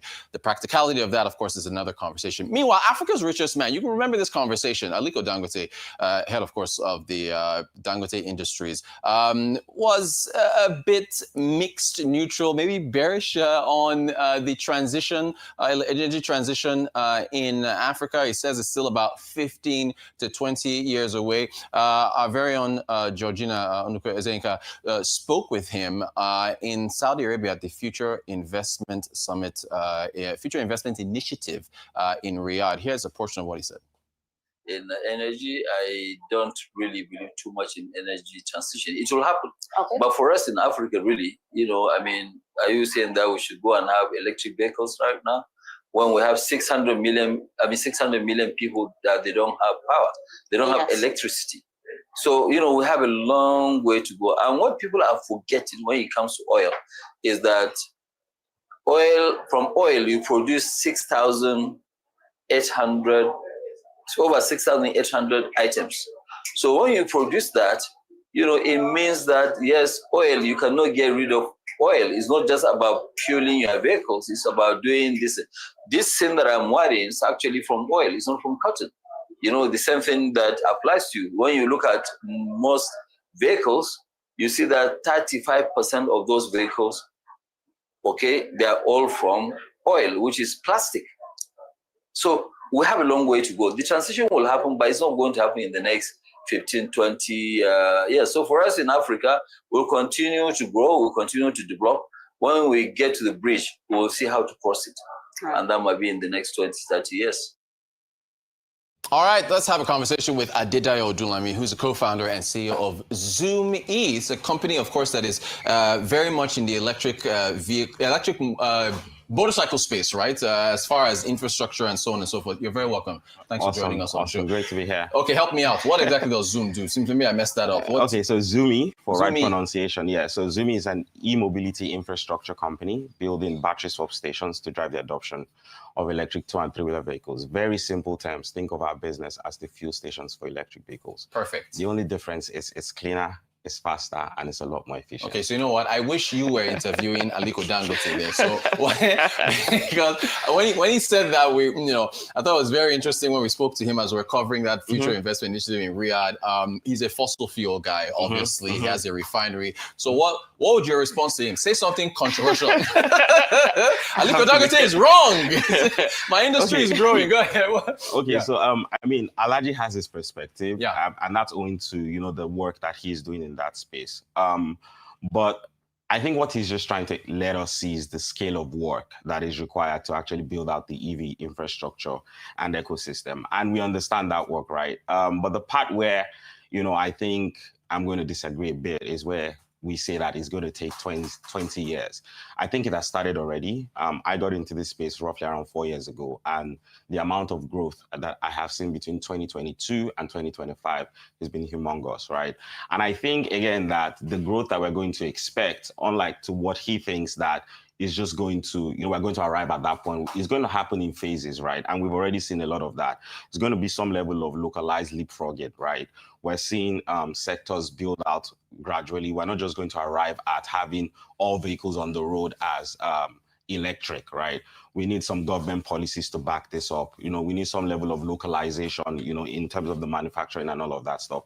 We need the infrastructure to be present. The power problem is still an issue today. So all of that is required, to actually make this ecosystem viable, commercially bankable, and interesting enough for investors. So that's the work that is going to be done. And I think that work has already begun. In 2022, when we started, there were less than 100 vehicles on the road. Today, we have north of 5,000 vehicles, that are electric, from the 2-wheeler space to the, even the 4- or 5-wheelers that we're seeing, bigger vehicles that we're seeing today. So that's the amount of work that needs to be done. It's happening already, and I don't think it's going to take 20 years. All right. Okay, that's a reasonable pushback from you there. So, well, you see, look, two things can happen at the same time. Even every time we talk about electric mobility in Nigeria, there's no lights. That is always the standard. If there was no light, you wouldn't be getting into business and doing it. And we even, while we were at the, we were in Abuja, and we spoke with another player in that space as well. So look, you talked about what needs to be done. So from the public side, because the transition requires action, right? Yeah. What do you make of the bill that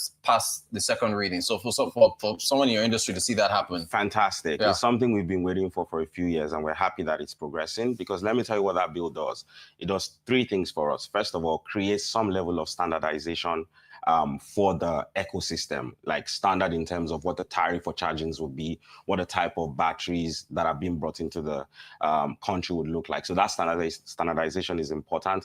It also creates investor confidence, right? We need capital to be able to build infrastructure. Infrastructure is not cheap. You see how much Aliko even just spent trying to build up a refinery and all of that. So it helps investor confidence a lot. And that policy is also going to back huge localization that in turn feeds, things like employment and all of that stuff. So that bill is very important. We're glad that it's finally taking off. And that is what is going to act as a catalyst for this ecosystem. Fantastic. Now, I think out of everything, I think it's the infrastructure for anyone who wants to, I think whether it's even for commercial purposes or in private purposes, the charging stations. Are you seeing, what's your, and even for your business, how are you seeing the growth in charging stations because you need them to charge the bikes or cars. So how are you seeing that moving along? Okay, so that's coming pretty well.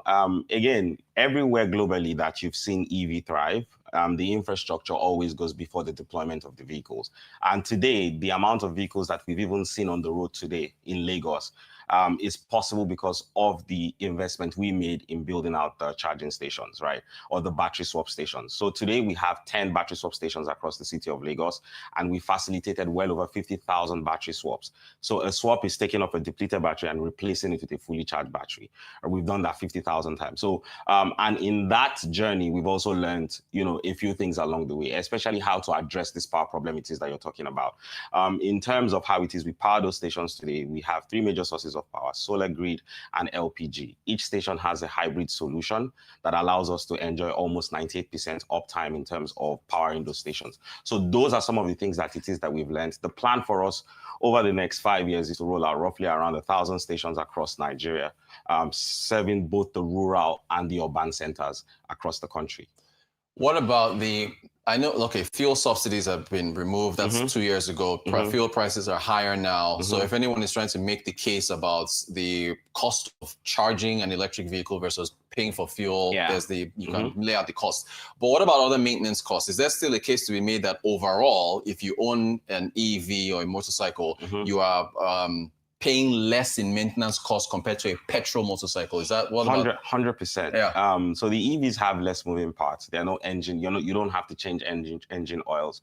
There are no piston and rings. There are no clutch and fiber and all of those things that make up a typical engine for a petrol vehicle. So the fact that you don't have that already reduces your cost in terms of maintenance. And today, what it is we've seen based on how it is those vehicles have been used in Nigeria, you're saving as much as 27 to 30% in terms of maintenance costs. And that's huge because I will speak from the perspective of the 2- and 3-wheeler users, right?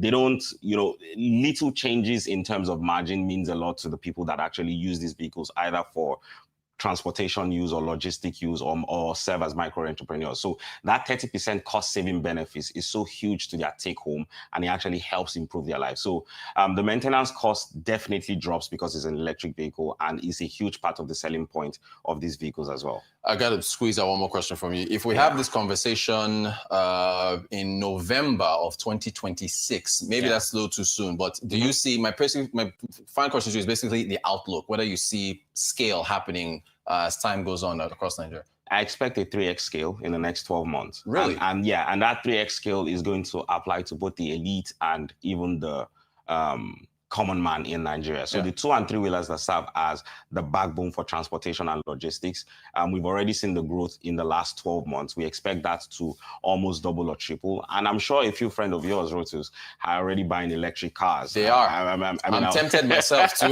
It's just exactly. So, every now and then I'm seeing a few HNIs talk about, bringing their own electric vehicles and setting up their own charging stations in their home. So all of that is needed to actually drive the adoption of electric vehicles in Nigeria. And the most important thing today is that policy that was passed. Yeah. This is an ongoing topic, so we got to have you back and talk about all the different things that are going to happen as adoption scales. Co-founder, CEO at Zumi, thank you so much for your time. Thank you so much. It.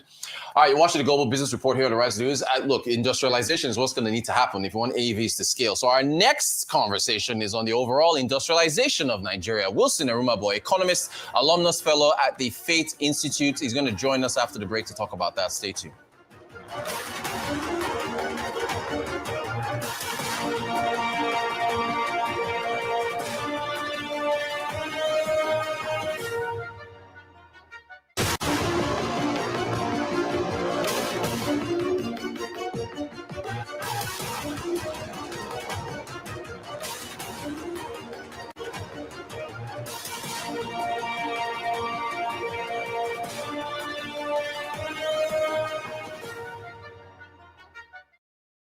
Solar energy has improved the lives of Nigerians in the sense that we can have a cleaner environment and thereby preserving the earth for future generations. Our mission is to ensure we develop and deliver locally acceptable, contemporary, and innovative solutions in partnership with global organizations to ensure that we become the first and the trusted choice for Nigerians. So the option of having a solar solution at just 30% equity already ensures that you have money back in your pocket, because then you can then pay on a monthly basis over a period of time, which, if you compare with the fact that you're also paying grid, is actually more affordable over a period of time. Then you can have your access to power under your control at every point in time for up to 10 years.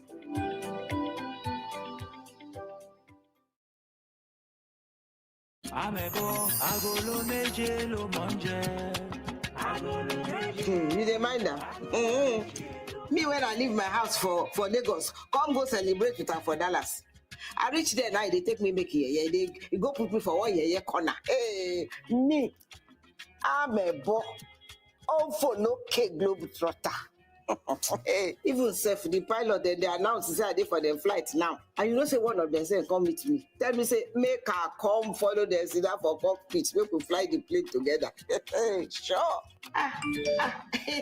This now the third time today when Glow don't serve me. Oh. So you want make me come up for line now? Make you for wrong over your Glow Talk Master. Eh? Free Glow Talk Master. Talk for 6 minutes and get 6 minutes free. Plus 15 megabytes of data. Free. Dial star 606 hash. 2,000 naira for new customers. 1,000 naira for voice. Plus 1,000 naira for data. Glow.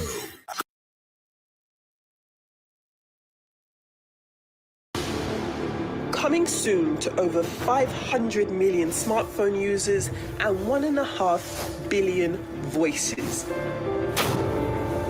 Leke, the social platform for the world, out of Africa.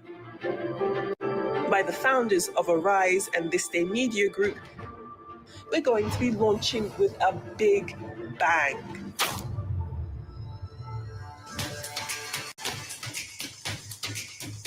A new homegrown social platform born in Africa and built for the world, blending community, culture, and cutting-edge AI.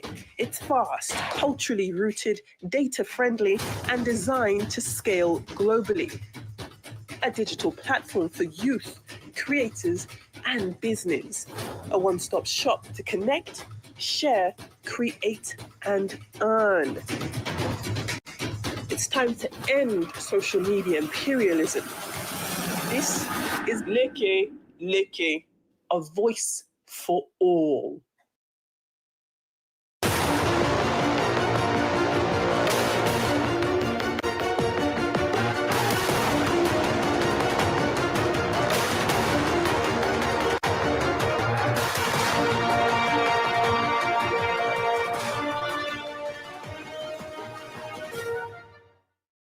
Welcome back to the Global Business Report here on Arise News. As you already know, the Fate Foundation and its research arm, the Fate Institute, have released two important reports on critical sectors of Nigeria's economy. Now, this is a report we discussed yesterday, in case you missed. No, actually, we didn't discuss this one, but this is one of them. The industrial sector of Nigeria, basically beyond the hustle, Nigeria's industrial awakening. The other, which we dove into with the director of the Fate Institute, Amaka Nwakolo, was the entrepreneurship report for 2025. So I mean, we lightly touched on this, but now we're going to get into the weeds with economist Wilson Erumebo, who of course is the alumnus fellow at the Fate Institute. He's also the principal economist at the NESG. Wilson, it's good to see you again. Yeah, great. I haven't seen you in a while. You've been a busy man. Look, so you gave a presentation on this particular report, and I wanted to start with the why, because there's two charts that you all laid out here as to the declining portion of exports that are attributable to manufacturing, and essentially, why that is struggling. So we'll get those charts up any moment now, but I guess perfect. So manufacturing outputs as a share of GDP, that of course declining, and then also the share of exports, right? Why is that the case? Let's start with the why. The simple answer is we don't know how to produce competitively and in a large scale. So if you take out oil from our exports and take out oil from our GDP, so you have non-oil export and non-oil GDP, the share of non-oil GDP that we export is just around 5%. So it tells you that even in terms of servicing the export market, was still struggling. And if you look at it from a firm level, most of our large firms, whether it's the firms in the manufacturing sector generally, just go through their books.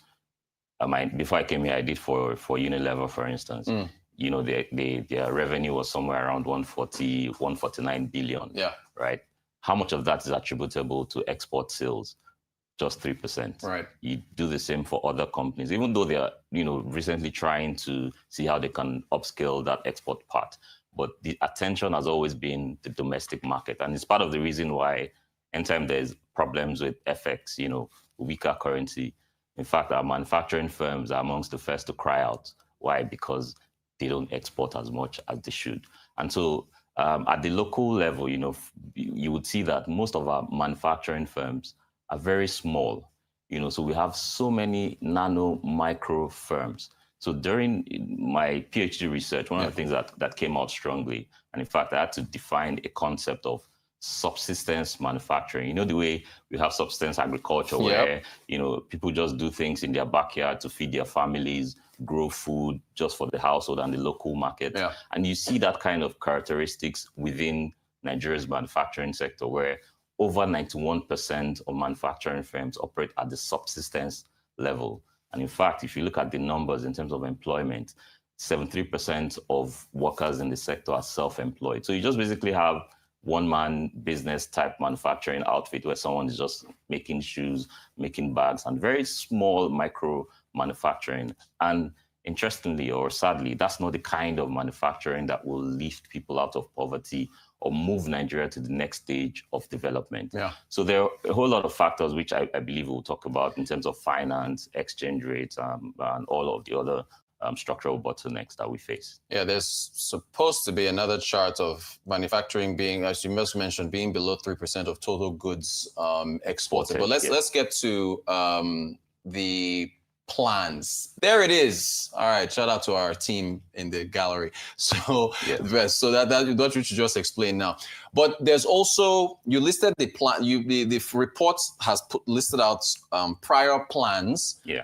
That different governments, different administrations have used to try to address, right? Yes. So post-independence National Development Plan, you had 1980s to the 90s, Structural Adjustment Rolling Plans, 1999, 2007, the needs and the seeds, backward integration, 2009, 2014, Vision 2020, 2017, 2020, Economic Recovery and Growth Plan, 2021 to 25, Medium-Term National Development Plan. We got a renewed Hope Plan now.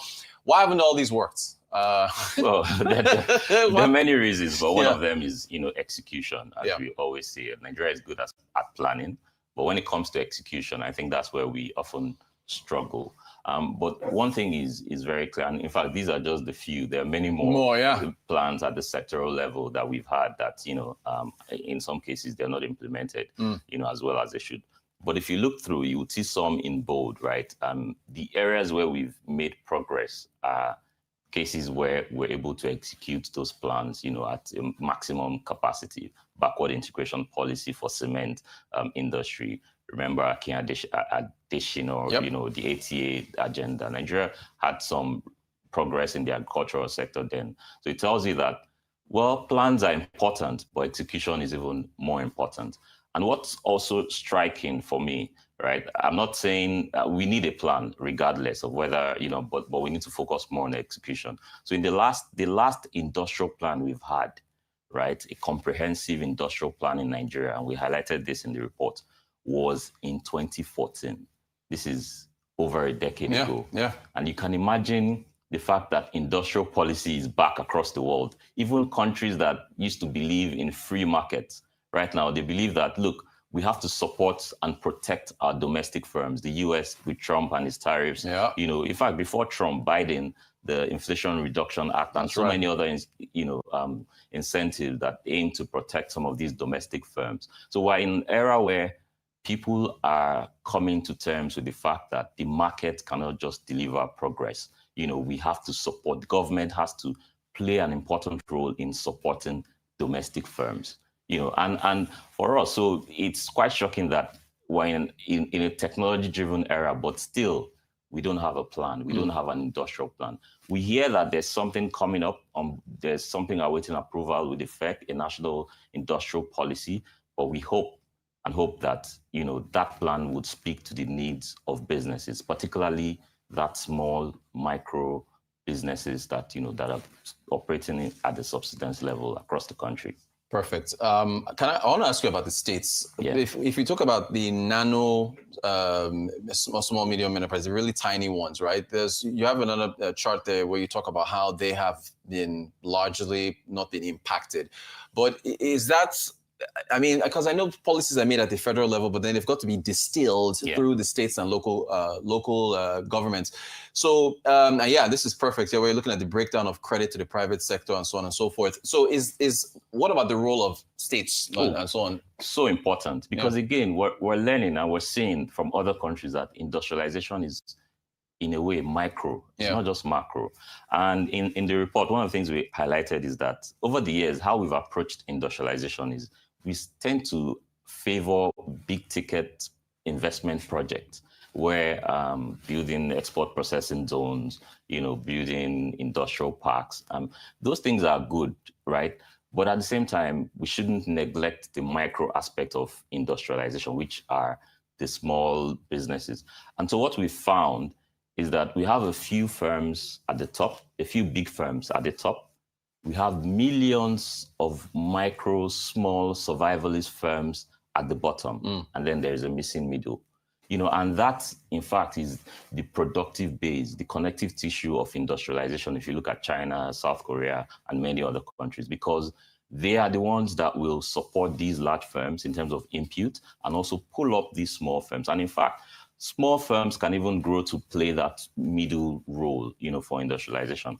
And for that to happen, it's not just the federal government. It's not just about federal policies. State governments need to have their own local industrial agenda. How are you supporting those small businesses in your state in terms of building their capacity to export?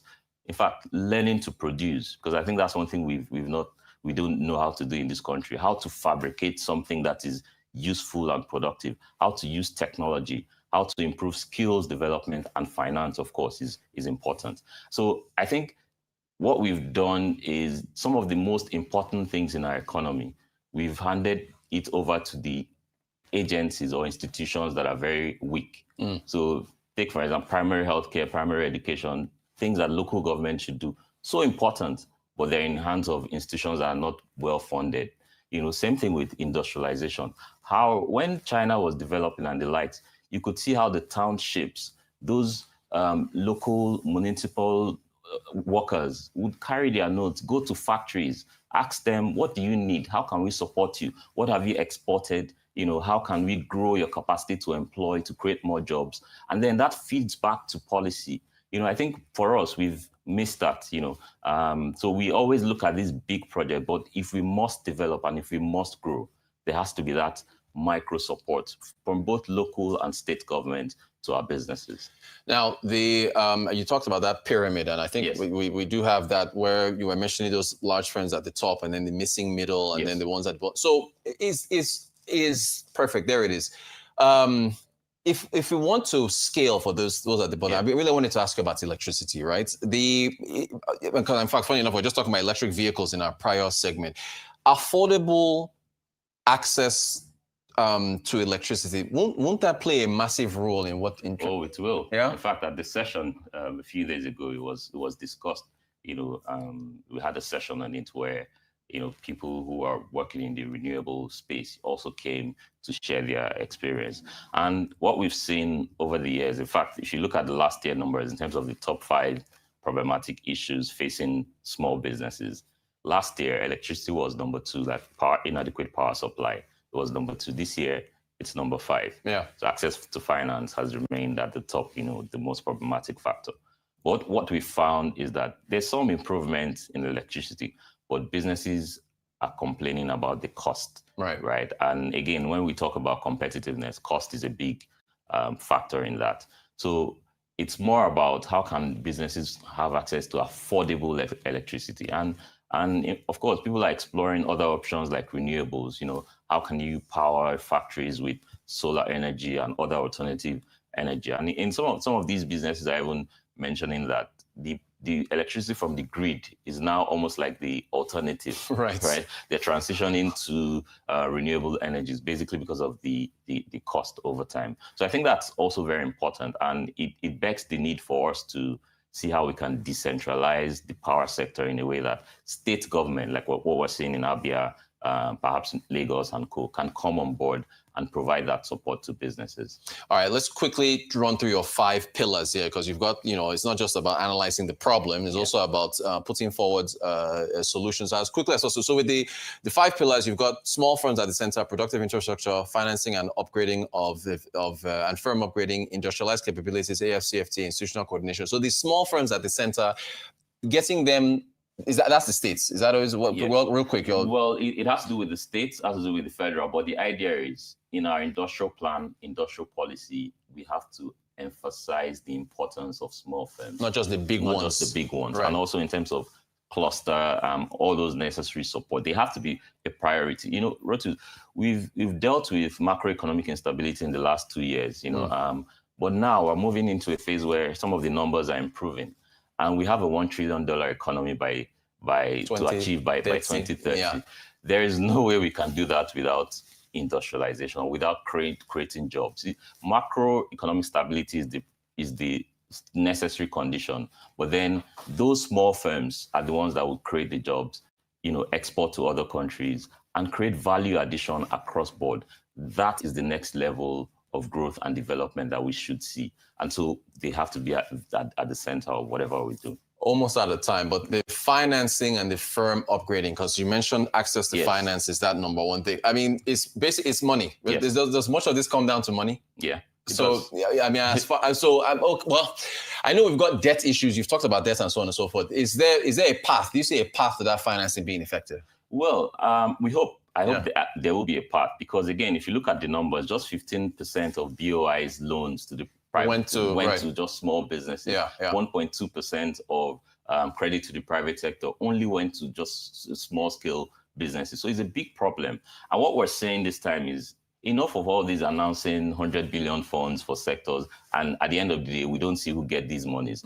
There has to be a comprehensive plan for financing, and financing has to link to firm upgrading. If you export more, you get XYZ. The more you produce, the more you are able to create jobs, the more you access funding that will help your business scale. But we can't industrialize with interest rate at 30%, right? That's one of the big issues as far as finance is concerned. Great report. There's so much more to get into, but we're out of time. Wilson, we've got to have you back. Great stuff. Thank you so much to you, the Fate Foundation, Fate Institute, for putting this all together. Principal economist at the NESG and also Fate Institute alumnus fellow Wilson Eroba. Dr. Wilson Eroba, economist. Thank you so much for joining us. Appreciate your time. All right, you're watching the Global Business Report here on Arise News. We'll have more for you after the break. Do stay tuned.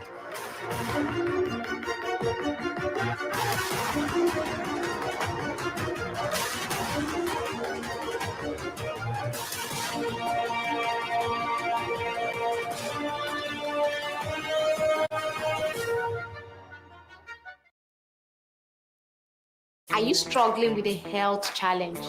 Do you need financial help to access treatment? I'm tired of trying. I need help. I want to try IVF. I know it's expensive. Apply now for MHSS, the Maternal Health Service Support, a discounted loan by the W Initiative of Access Bank.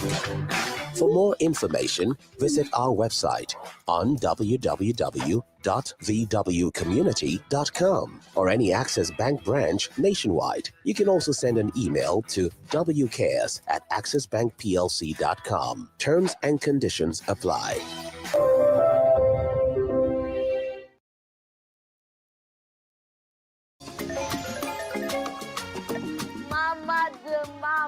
My smally. Gen Z mama we carry better swag. You dey wine. You be like say plenty credit don't overload for that your size. Credit now water. You say no now. No talk master. My little lioness. Where they retire signal lions. I did make one better dress where you go wear for these holidays. When I land there, I go finish you with plenty kissing. Who you they kiss, they finish on my credit there? Who be this? Mr. Man. Ah, Mama. Why they disturb us now? You almost give me heart attack. Oh. Feel like say you never hear about Glow Talk Master. We get free data. Let's video call her. Ah. Hi, girl. Free on Glow Talk Master. Talk for 6 minutes and get 6 minutes free. Plus 15 megabytes of data free. Simply dial *606#. 2,000 naira for new customers. 1,000 naira for voice. 1,000 naira for data.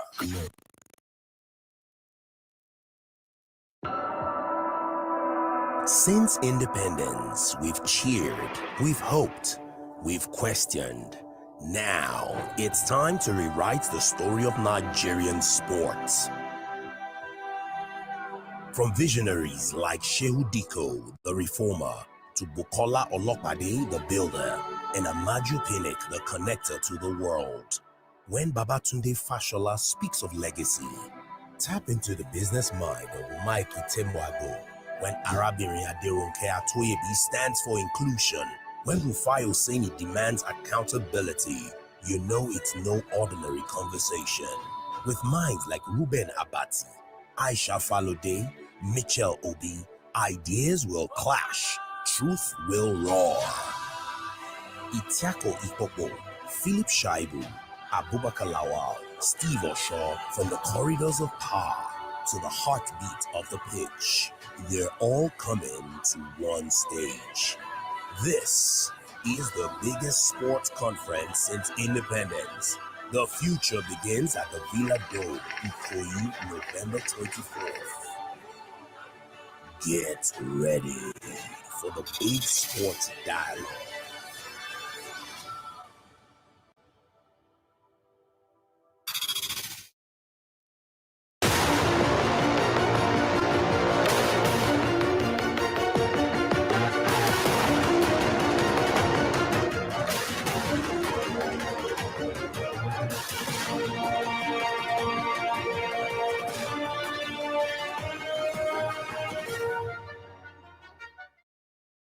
All right. This is the Global Business Report, and we are heading on out of here. But let's go over our headlines for today before we sign out and then allow for the good folks at News to come in. So Japan is planning, of course, 130